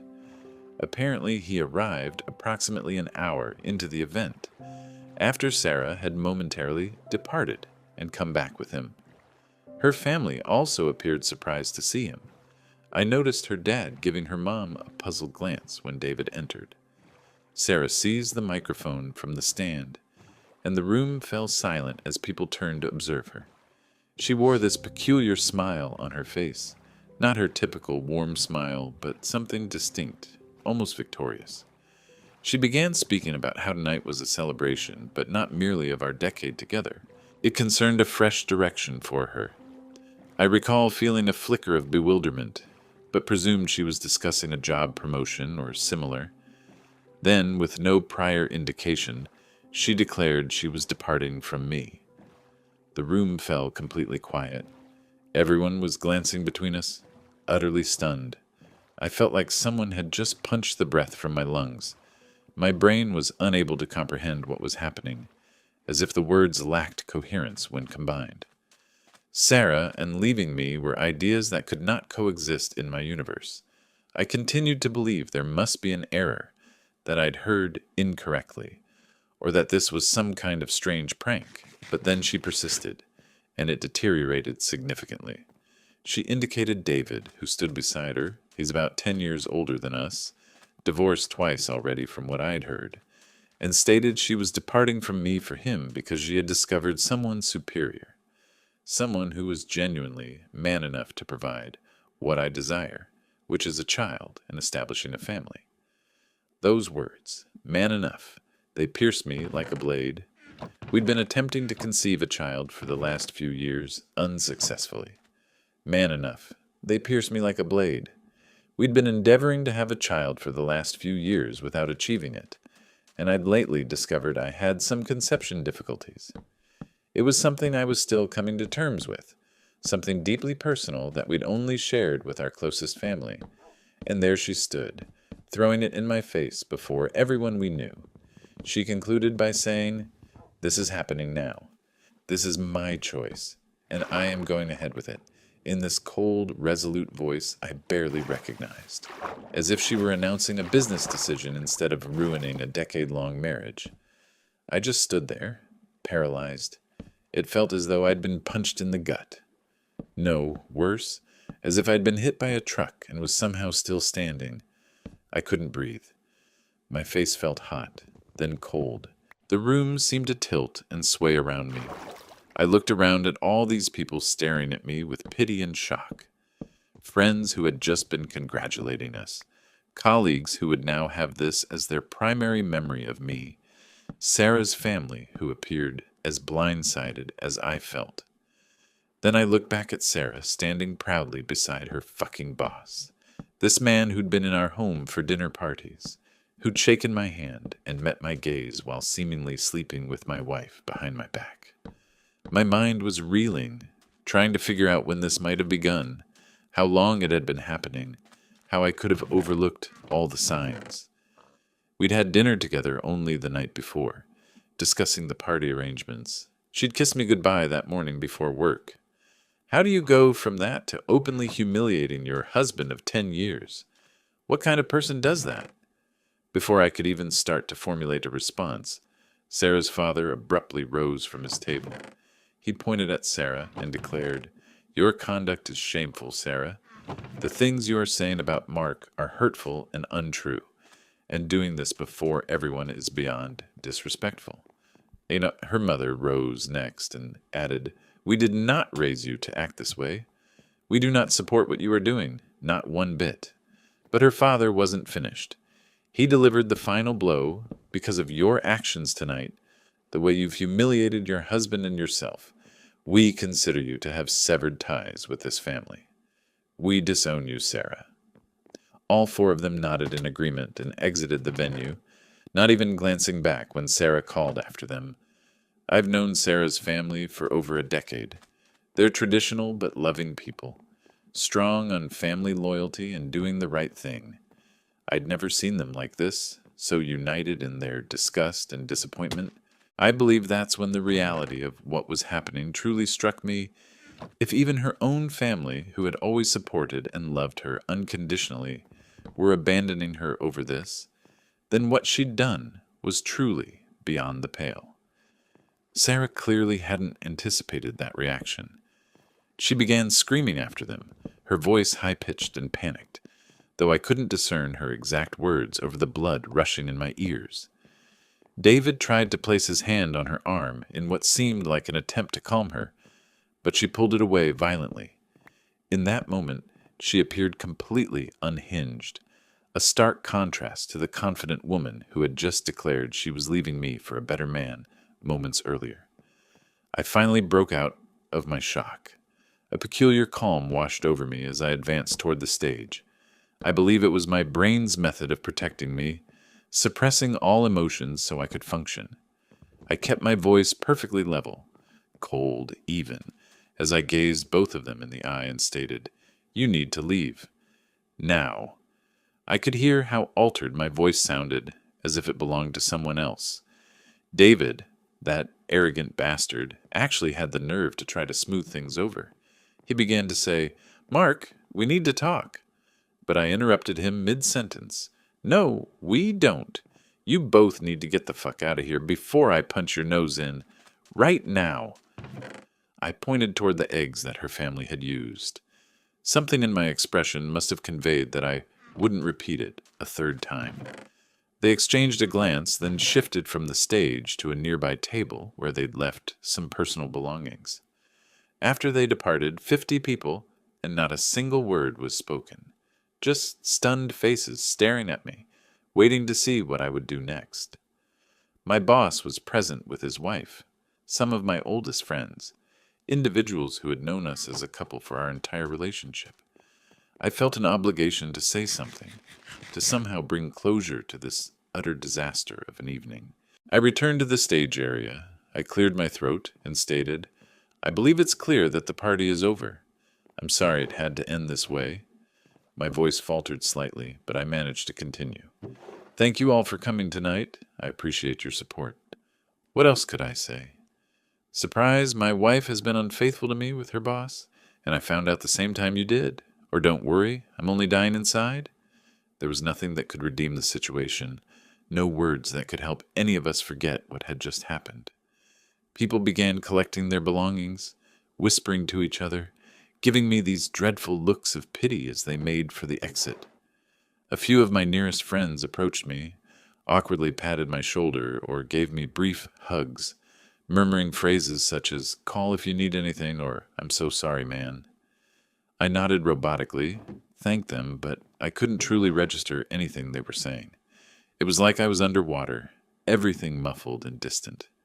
In approximately 30 minutes, the place was deserted apart from the venue staff, who were visibly uncomfortable and trying to be as inconspicuous as possible as they began tidying up. I stayed to assist with the initial cleanup, partly due to our rental agreement, but mostly because I needed an activity, some routine task to focus on while my brain tried to catch up with reality. The venue manager kept giving me these sympathetic looks, which somehow made everything worse. I paid the remaining balance we owed, signed whatever paperwork she put in front of me, and finally left. When I got home and walked into our empty house, it hit me all over again. 10 years of marriage, gone. I sat on the edge of our bed, the bed we'd shared for a decade, and finally broke down. I don't know how long I sat there, but eventually I pulled myself together enough to check my phone. I had a flood of texts from Sarah. Her messages were all over the place, shocked about her family's reaction. "I can't believe they would do this to me." Admitting the announcement was a mistake, but not relenting on leaving me. "I shouldn't have done it that way, but you have to understand, I need to move on. Proposing we speak or consult a therapist. We should sit down with someone who can help us through this transition." Asserting it was a plea for assistance, without clarifying what aid she required or why she would opt to seek help by publicly shaming me, and then inexplicably attempting to fault me for her choice to depart. If you had been more attentive, if you had taken my needs more seriously, it wouldn't have come to this. Her messages kept shifting in tone and content, as if she was desperately throwing everything at the wall to see what would stick. One moment, she was the victim of her cruel family. The next, she was magnanimously offering to discuss things with me. Then she was the wronged party who had been driven to extreme measures by my failings as a husband. It was classic Sarah, unable to accept responsibility for her actions, always searching for a way to spin the narrative so she came out looking better. But this time, there was no spinning it. She crossed a line that couldn't be uncrossed. I didn't respond to any of them or answer her calls. I decided to contact a divorce lawyer the next morning and made an appointment to begin the formal process of ending our marriage.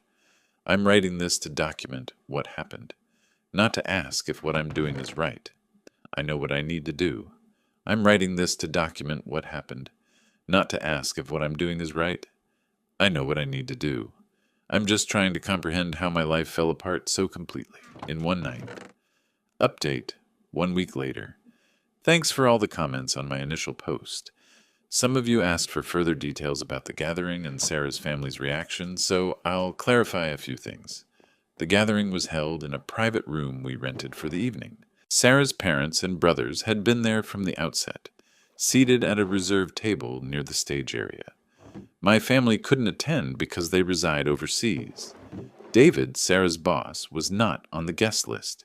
He arrived approximately an hour into the event after Sarah had briefly departed and returned with him. Her family appeared surprised to see him as well, judging by their reactions. For those inquiring about Sarah's exact words, I do not recall her precise phrasing, but it was along the lines of, "Everybody, I have something to tell you. Tonight is not just about being married for 10 years. It is about a new path for me. I am leaving Mark. I am leaving Mark for David, she pointed at him. I found someone who is better for me. Someone who is truly man enough to give me what I want, which is a baby and building a family. This is happening now. This is my choice, and I am moving forward with it. My choice to seek an immediate divorce was founded solely on these facts. She publicly terminated our marriage, shamed me before everyone we know, declared she was with another man, and uttered cruel, false statements about me. The fact that her own family responded so forcefully and severed connections with her demonstrated just how grave and indefensible her actions were. Her subsequent messages were merely damage control. They did not provide any true explanation or display any sincere regret.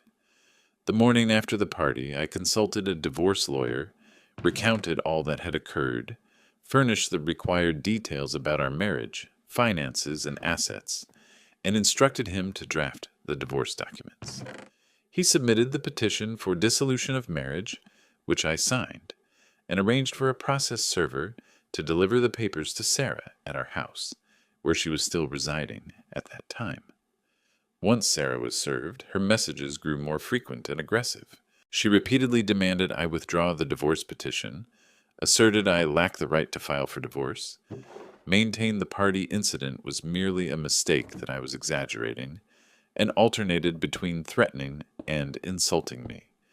She even dared to claim I was trying to ruin her life, as if she hadn't just destroyed our marriage in the most public and humiliating way imaginable.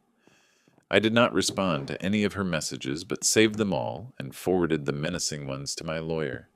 I directed him to inform Sarah's lawyer, yes, she promptly retained one, that all future communication about the divorce had to go through our attorneys.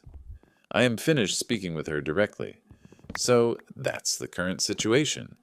Divorce proceedings have officially commenced. We are communicating solely through our lawyers, and I am trying to rebuild my life. 7 months later. Some time has passed since my last update, and many events have transpired. The divorce is now finalized, and I am finally beginning to feel a sense of relief. After Sarah was served with the divorce documents and retained her own attorney, she submitted her reply to the petition for dissolution. In it, she conveniently omitted the actual reason for our separation, her public announcement and humiliation of me, and had the audacity to request alimony. Fucking alimony. After she publicly left me for another man and claimed I wasn't man enough to give her a baby. Her request for spousal support relied on income disparity and the duration of our marriage, but conveniently overlooked the circumstances that caused our separation. It was as if she imagined she could rewrite history and somehow portray herself as the victim. About the same time, I began hearing from mutual friends that Sarah was reaching out to them and fabricating a very different account of events, attempting to appear as the wronged party. The combination of her seeking my money in court, while simultaneously attempting to harm my reputation, was the final straw. When my lawyer presented me with her alimony request, we talked about how courts in our state deal with these kinds of situations. While judges mainly examine factors such as the marriage's length and income disparities, the circumstances of the separation can occasionally be taken into account as well. My lawyer dispatched a formal letter to Sarah's attorney, stating that if she kept pursuing alimony, I would present comprehensive evidence regarding the circumstances of our separation. This would involve sworn statements from me and potentially witnessed testimonies, detailing precisely what occurred at the anniversary party, her public declaration about ending our relationship for her boss, the exact words she used to humiliate me, and her family's swift and harsh reaction, including their public disownment of her. We didn't issue any threats beyond the legal process. We merely outlined what evidence would be presented in court if she persisted in pursuing alimony. It was entirely legitimate and according to protocol. The effect was immediate. Within days, Sarah's lawyer notified mine that she intended to withdraw her petition for spousal support. They submitted the official documentation soon after, formally removing the alimony claim from the divorce case. I've learned through informal channels that things haven't fared well for Sarah since that night. About 2 months after the party, she either resigned from or was terminated from her job at the company where David was her boss. Apparently, she has reportedly struggled to secure similar employment since then. Her financial situation deteriorated significantly, and she ultimately had to reside with one of her cousins because she could no longer afford her own residence. Her family has upheld their stance and has not reconciled with her since the anniversary party, which constrained her support system. So here's how everything unfolded sequentially. Sarah publicly terminated our marriage at our anniversary party. Her family disavowed her immediately. I initiated divorce proceedings the next day. She sought alimony. I threatened to provide detailed evidence about her behavior. She retracted the alimony request. She was terminated from her job, and she had to relocate with a relative owing to financial difficulties. The divorce is now final. We came to an agreement on splitting our assets, which was quite simple considering our finances, and the court granted the decree ending our marriage. Sarah is no longer employed at her former job, receives no support from me, and resides with her cousin. Her current situation is markedly distinct from her circumstances before these events unfolded. We no longer have direct contact. All communication, if necessary, occurs via our lawyers, which is infrequent now that the divorce is complete. As far as I know, her family has maintained their position and are still not communicating with her. I will not provide further updates about this situation. It is concluded, and I'm finally beginning to progress with my life. The past 7 months have been the most challenging of my life. For those curious about David, apparently, he and Sarah did not endure long after her theatrical declaration of affection. I heard they separated around the same time she departed the company, but I am unaware of the specifics, and honestly, it doesn't concern me. I want to thank everyone who provided support and counsel during this ordeal. Your comments assisted me in remaining resolute when I was inclined to yield to Sarah's demands simply to alleviate the suffering. I'm in a considerably improved position now, and I'm anticipating what lies ahead. The final story for today. I'm a 30-year-old man. My ex-girlfriend, Chloe, is 28. We were together for 5 years, and for the past 3 of those, we shared an apartment where I'm the main leaseholder.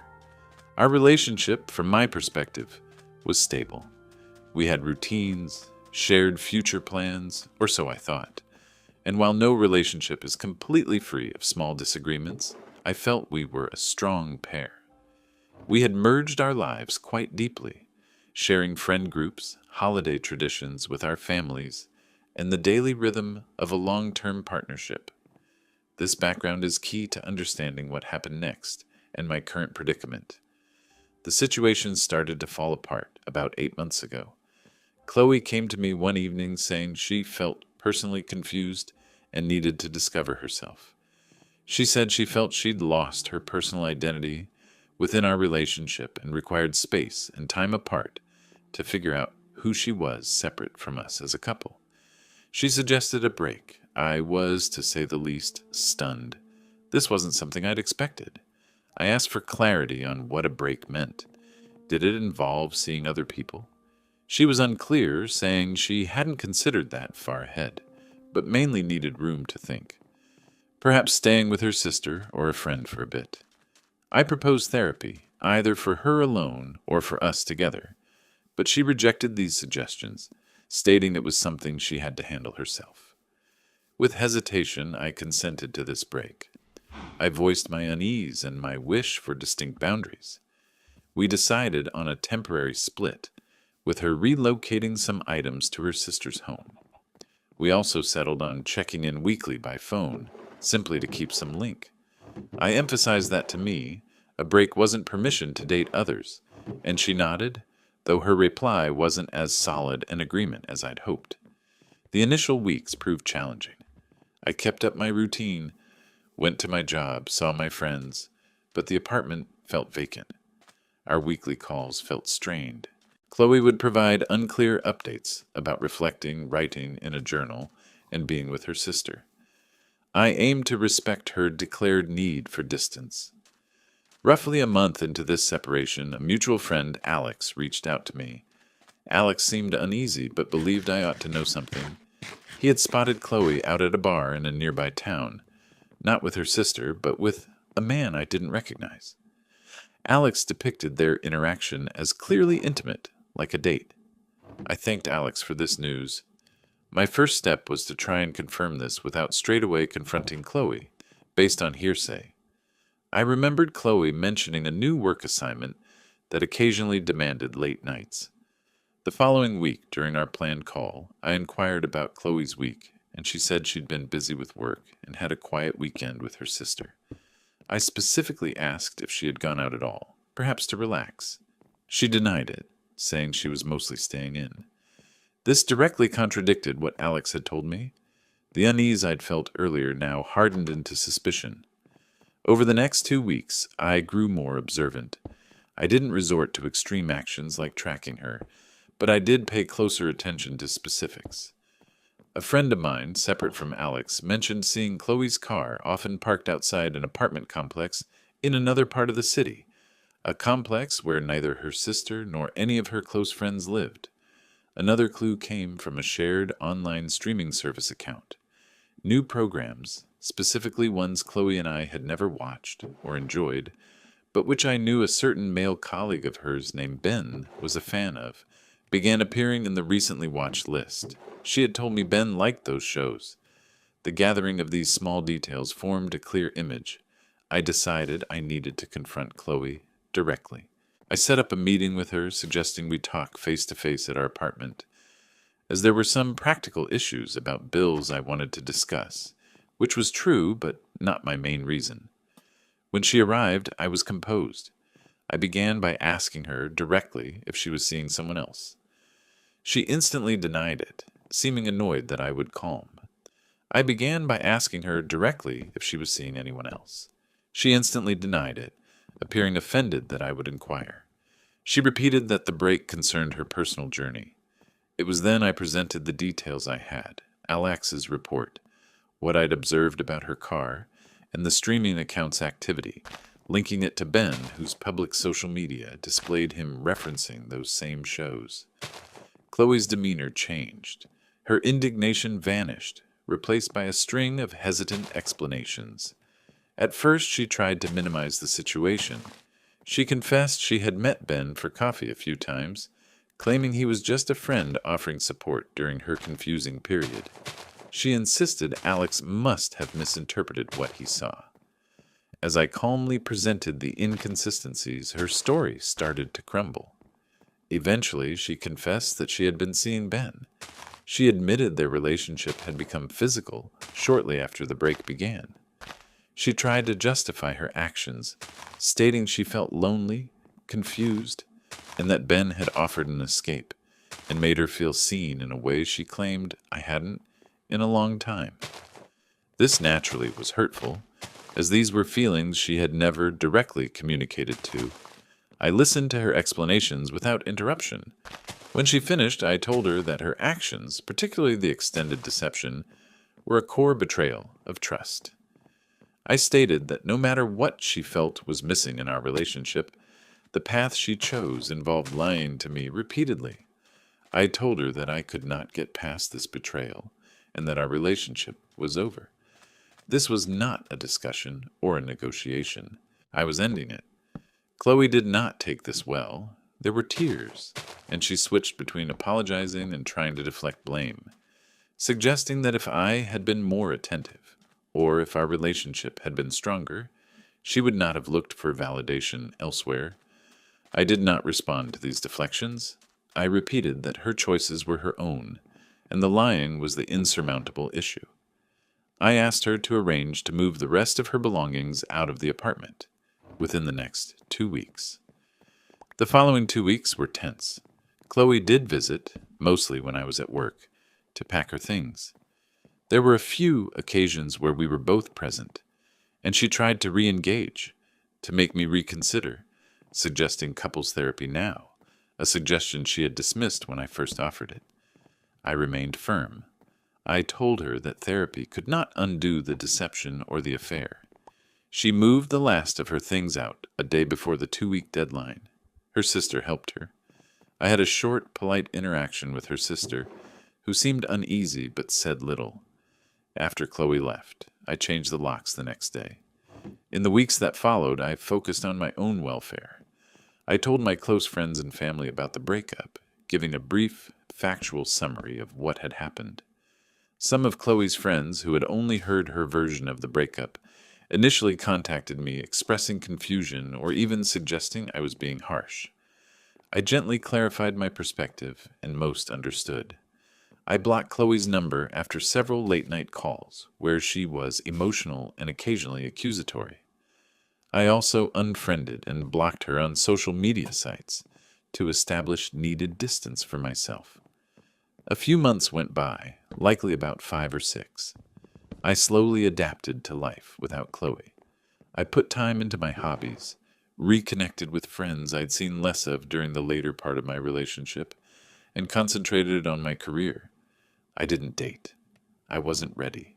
I heard indirectly, specifically from Alex, who sometimes met mutual acquaintances, that Chloe was living with Ben.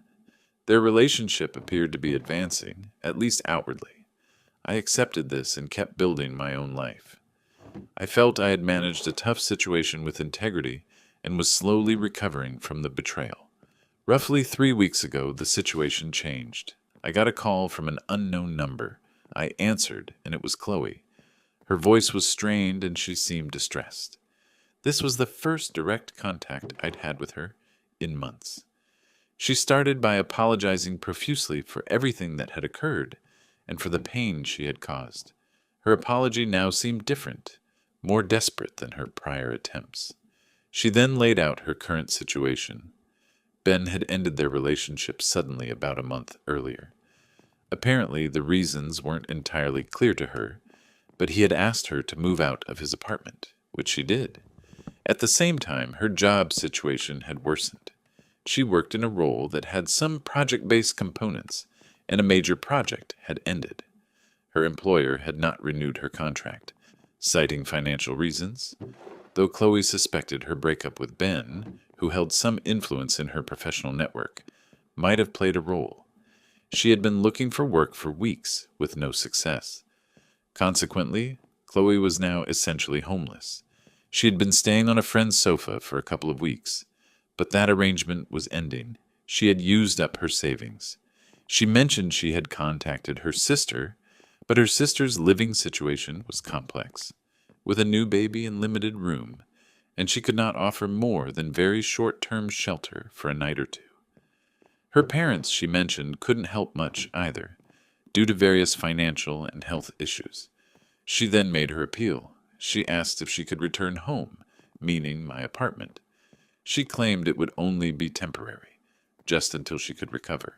She promised to find work, any work, and contribute, and that she wouldn't be a burden. She highlighted our 5-year past, our shared recollections, and how I was the only individual she felt she could approach who might comprehend or display compassion. She stated she had made awful errors, but was now facing a steep cost and simply needed a lifeline.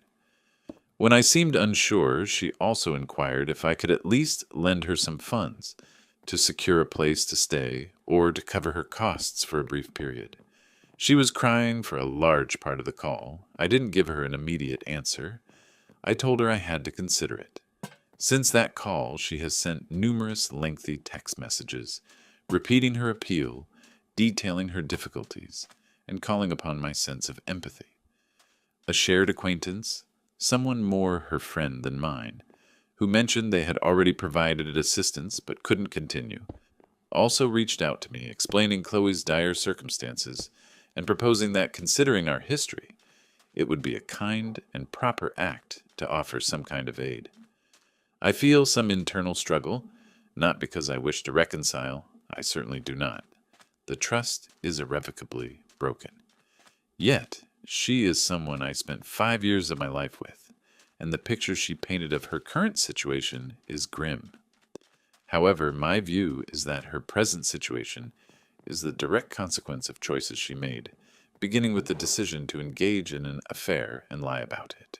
So, Reddit, Wipta, if I decline to let her move in, even temporarily, and decline to offer her any substantial financial help, I am thinking of informing her that while I recognize her difficult situation, I am unable to assist her in the ways she is requesting, and that she must find other solutions. My rationale is that I am not accountable for her current predicament, and bringing her back into my life, even to a limited extent, would be damaging to my personal well-being and the calmness I have managed to build since our breakup.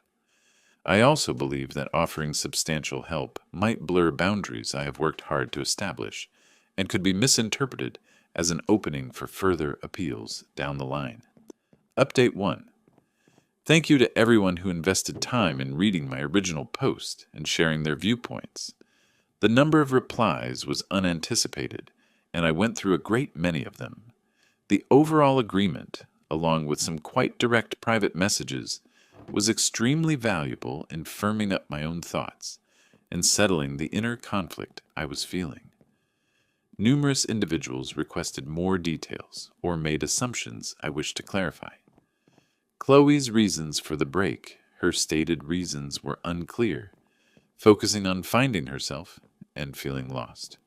She never voiced dissatisfaction with me or the relationship directly before requesting the break. It was portrayed as an internal journey she needed to undertake by herself. I now think this was probably a pretense, or at least not the complete truth, considering how quickly she became involved with Ben. Chloe's apologies. Before her current dire situation, her apologies during the breakup were often paired with justifications or blame shifting. For instance, "I'm sorry, but you were distant," or "I'm sorry, but Ben gave me attention I wasn't getting." There was no clear, unambiguous apology for the deceit and betrayal until she found herself in severe difficulties. This timing strongly shaped my view of her present expressions of remorse. Nature of her lies. Beyond lying about the affair itself, she also lied to her sister and some shared friends about the terms of our break, depicting herself as a victim of a relationship that was restricting her, and me as someone who wasn't understanding of her needs. This created some uncomfortable social dynamics for me at first, until the truth became more apparent to those friends. Reviewing the comments strengthened my initial feelings. The repeating theme was that Chloe's present situation, while regrettable, was a direct outcome of a series of decisions she made. Many who commented noted that letting her back into my home, even for a short time, would not only disturb my peace, but would also probably be a temporary solution for her, failing to address the fundamental problems that brought her to this point. It would also establish an unhealthy dynamic and potentially pave the way for more manipulation or emotional difficulty for me. The saying, "She made her bed, now she must lie in it," appeared many times, and though severe, it struck a chord with the central point concerning personal accountability. My main concern continued to be safeguarding my own mental and emotional well-being. I had worked diligently to get over the betrayal, and bringing her back into my daily existence in any form felt like a major regression. I also pondered the possibility that if I assisted her significantly now, she might perceive it as a signal that the door was not completely shut to reconciliation, which it definitely is. Several days after my initial post, having processed the feedback and my own reflections, I determined my plan of action. Chloe had kept sending text messages, each more desperate than the one before. She described her unsuccessful efforts to locate shelter with other friends or far-off relatives, and her quickly diminishing money. I chose to communicate with her one final time, clearly and without reservation. I opted to do this through a recorded phone call because I wished to guarantee no misunderstandings.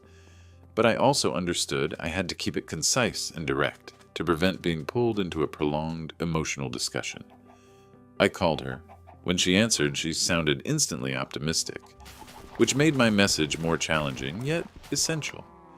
I told her that I had given her plea careful consideration. I recognized she was in a truly tough spot, and that as a human being, I regretted she was enduring such difficulty. Then I declared plainly that I could not provide her lodging in my apartment in any situation. I explained that our intimate relationship had ended, trust had vanished, and bringing her back into my residence would be detrimental to my personal welfare. I also told her that I was unable to offer substantial monetary aid.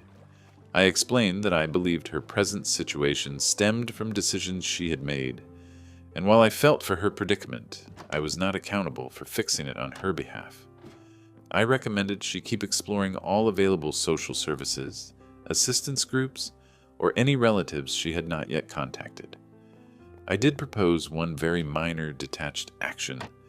I told her I would be prepared to send her a market gift card for a small sum, sufficient for a couple of days' meals, as a single act of kindness, without conditions and no anticipation of it being a beginning to more help. I informed her this was the absolute boundary of what I was willing or able to do. Chloe stayed quiet for a long moment after I finished speaking. Then she started to weep. This wasn't the manipulative crying I felt I'd heard previously, but it sounded like genuine despair, which was difficult to hear. She questioned, "So that's it? After 5 years, you're simply going to discard me when I have nothing and no one?" I reiterated, as gently yet firmly as I could, that I was not discarding her, but instead protecting my own life and boundaries after she had made choices that ended our relationship. I told her that the 5 years we shared were also betrayed by her actions. She then grew angry. She charged me with being cold, heartless, and unforgiving. She stated she had hoped I was a better man than that.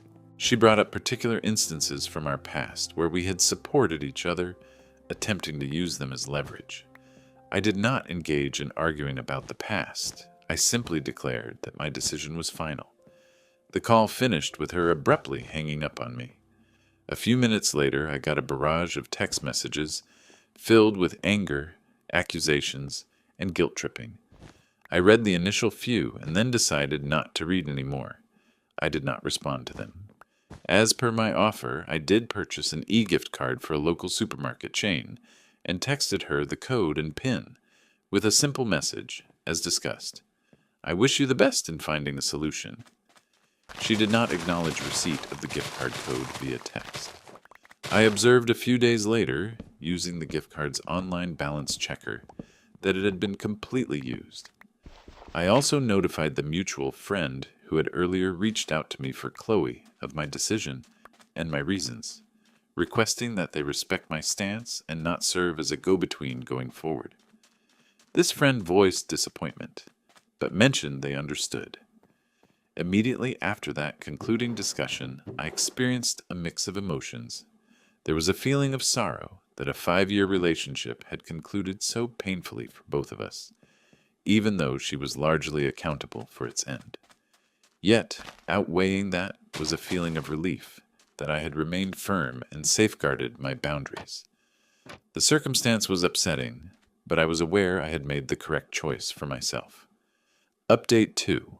Around 9 months have passed since my last update, and just over a year since I created the initial post-seeking guidance on managing my ex-girlfriend Chloe's requests for assistance. A considerable period has gone by, and the situation has, in certain respects, found its own conclusion, though not a pleasant one for Chloe. Following my final communication with Chloe, where I provided the grocery gift card and subsequently blocked her number, I had no direct interaction with her for numerous months. I concentrated on my own life, kept working, and upheld the boundaries I had established. Information about Chloe reached me infrequently through several different individuals. The mutual friend who had first supported her eventually stopped communicating with me about Chloe, honoring my wishes. However, another long-standing friend, who was more linked to Chloe's broader social group, sometimes shared updates, not to ask for my help, but rather as an observation of the developing situation. From what I understood, Chloe's situation did not quickly get better. She seemingly resided with a succession of various acquaintances for very brief periods, never succeeding in securing stable housing. The job market stayed challenging for her, or perhaps her absence of a stable address, and the strain of her circumstances made job searching more arduous. There were mentions of her trying to obtain aid from different social programs, with restricted or gradual success. Roughly 4 months after my last update, so about 7 months after the initial post, I learned that Chloe had managed to locate a room to rent in a shared dwelling in a more affordable section of a neighboring city. She had also seemingly secured some part-time, irregular work in the service sector. It was a long way from the career she had previously, and the earnings were minimal, but it was something. For a time, I heard nothing further and presumed she was perhaps gradually rebuilding. However, approximately 2 months ago, so about 7 months into her new stability, I received an unlooked-for email from Chloe's sister. I had not spoken with her sister since the day she assisted Chloe in moving her belongings out of my apartment. Her sister's email was concise and direct. She notified me that Chloe had lost her part-time employment due to unreliability, and thereafter had been ousted from her rented room as she could no longer afford the rent. As per her sister, Chloe had then depleted all her temporary lodging choices with friends. Her sister penned that Chloe had been contending considerably with her mental well-being, was profoundly depressed, and had been rejecting any proposals to seek professional aid or link with more substantial support services. The sister noted that Chloe had briefly resided with her and her husband once more, but Chloe's unstable emotional condition and absence of endeavor to better her circumstances had placed an immense burden on their home, particularly with a new baby. They had ultimately requested Chloe to depart after a particularly challenging occurrence, the specifics of which the sister did not disclose. The sister was not requesting anything from me outright. She declared she felt I was entitled to know, considering our past association, and also because Chloe had seemingly been bringing up my name anew, musing aloud if I would assist her if she genuinely apologized sufficiently. The sister wished to make it evident she was not supporting this and was at her breaking point. She concluded the email by stating Chloe was, to her knowledge, currently residing in a women's shelter in her city, and that the family was deeply concerned, but felt unable to alter Chloe's course without Chloe herself assuming some accountability. I responded to the sister, conveying my sympathies for the family's difficult position and for Chloe's struggles, but I repeated that my position from a year ago was still the same. I stated that while the news was upsetting, I was not able to get involved or offer support to Chloe, as this would ultimately not be good for either of us. The sister replied, saying she understood and thanked me for my honesty. I have not received any more news since that discussion 2 months ago. Chloe has not tried to contact me directly, likely because she has no easy way to do so right now, or perhaps she has finally accepted my earlier choice. Her life has clearly gone down a very hard road since her decisions led to the end of our relationship and her later split with Ben. The crash that I mentioned in my first post seems to have been profound and lasting. As for myself, the past year has been one of ongoing recovery and progress. I have kept my limits. My life is stable. I have been able to move past the whole painful experience, though hearing about her ongoing difficulties does bring forth a faint feeling of sorrow for the person she used to be, or who I thought she was. But it doesn't alter my determination. This will probably be my last update on this matter. The situation with Chloe, as far as I'm concerned, is over. Her choices led her down a path, and while it is a difficult one, it is one I am not responsible for, and I cannot change. I remained firm in my choice not to get involved in the results of her actions and I don't regret that choice. It was essential for my own well-being. It was essential for my own well-being. Thank you to the Reddit community for the first advice and for giving me a space to explain the situation. It was truly helpful during a hard time. I hope Chloe eventually finds the help she needs and decides to rebuild her life, but that path is hers and hers alone to take.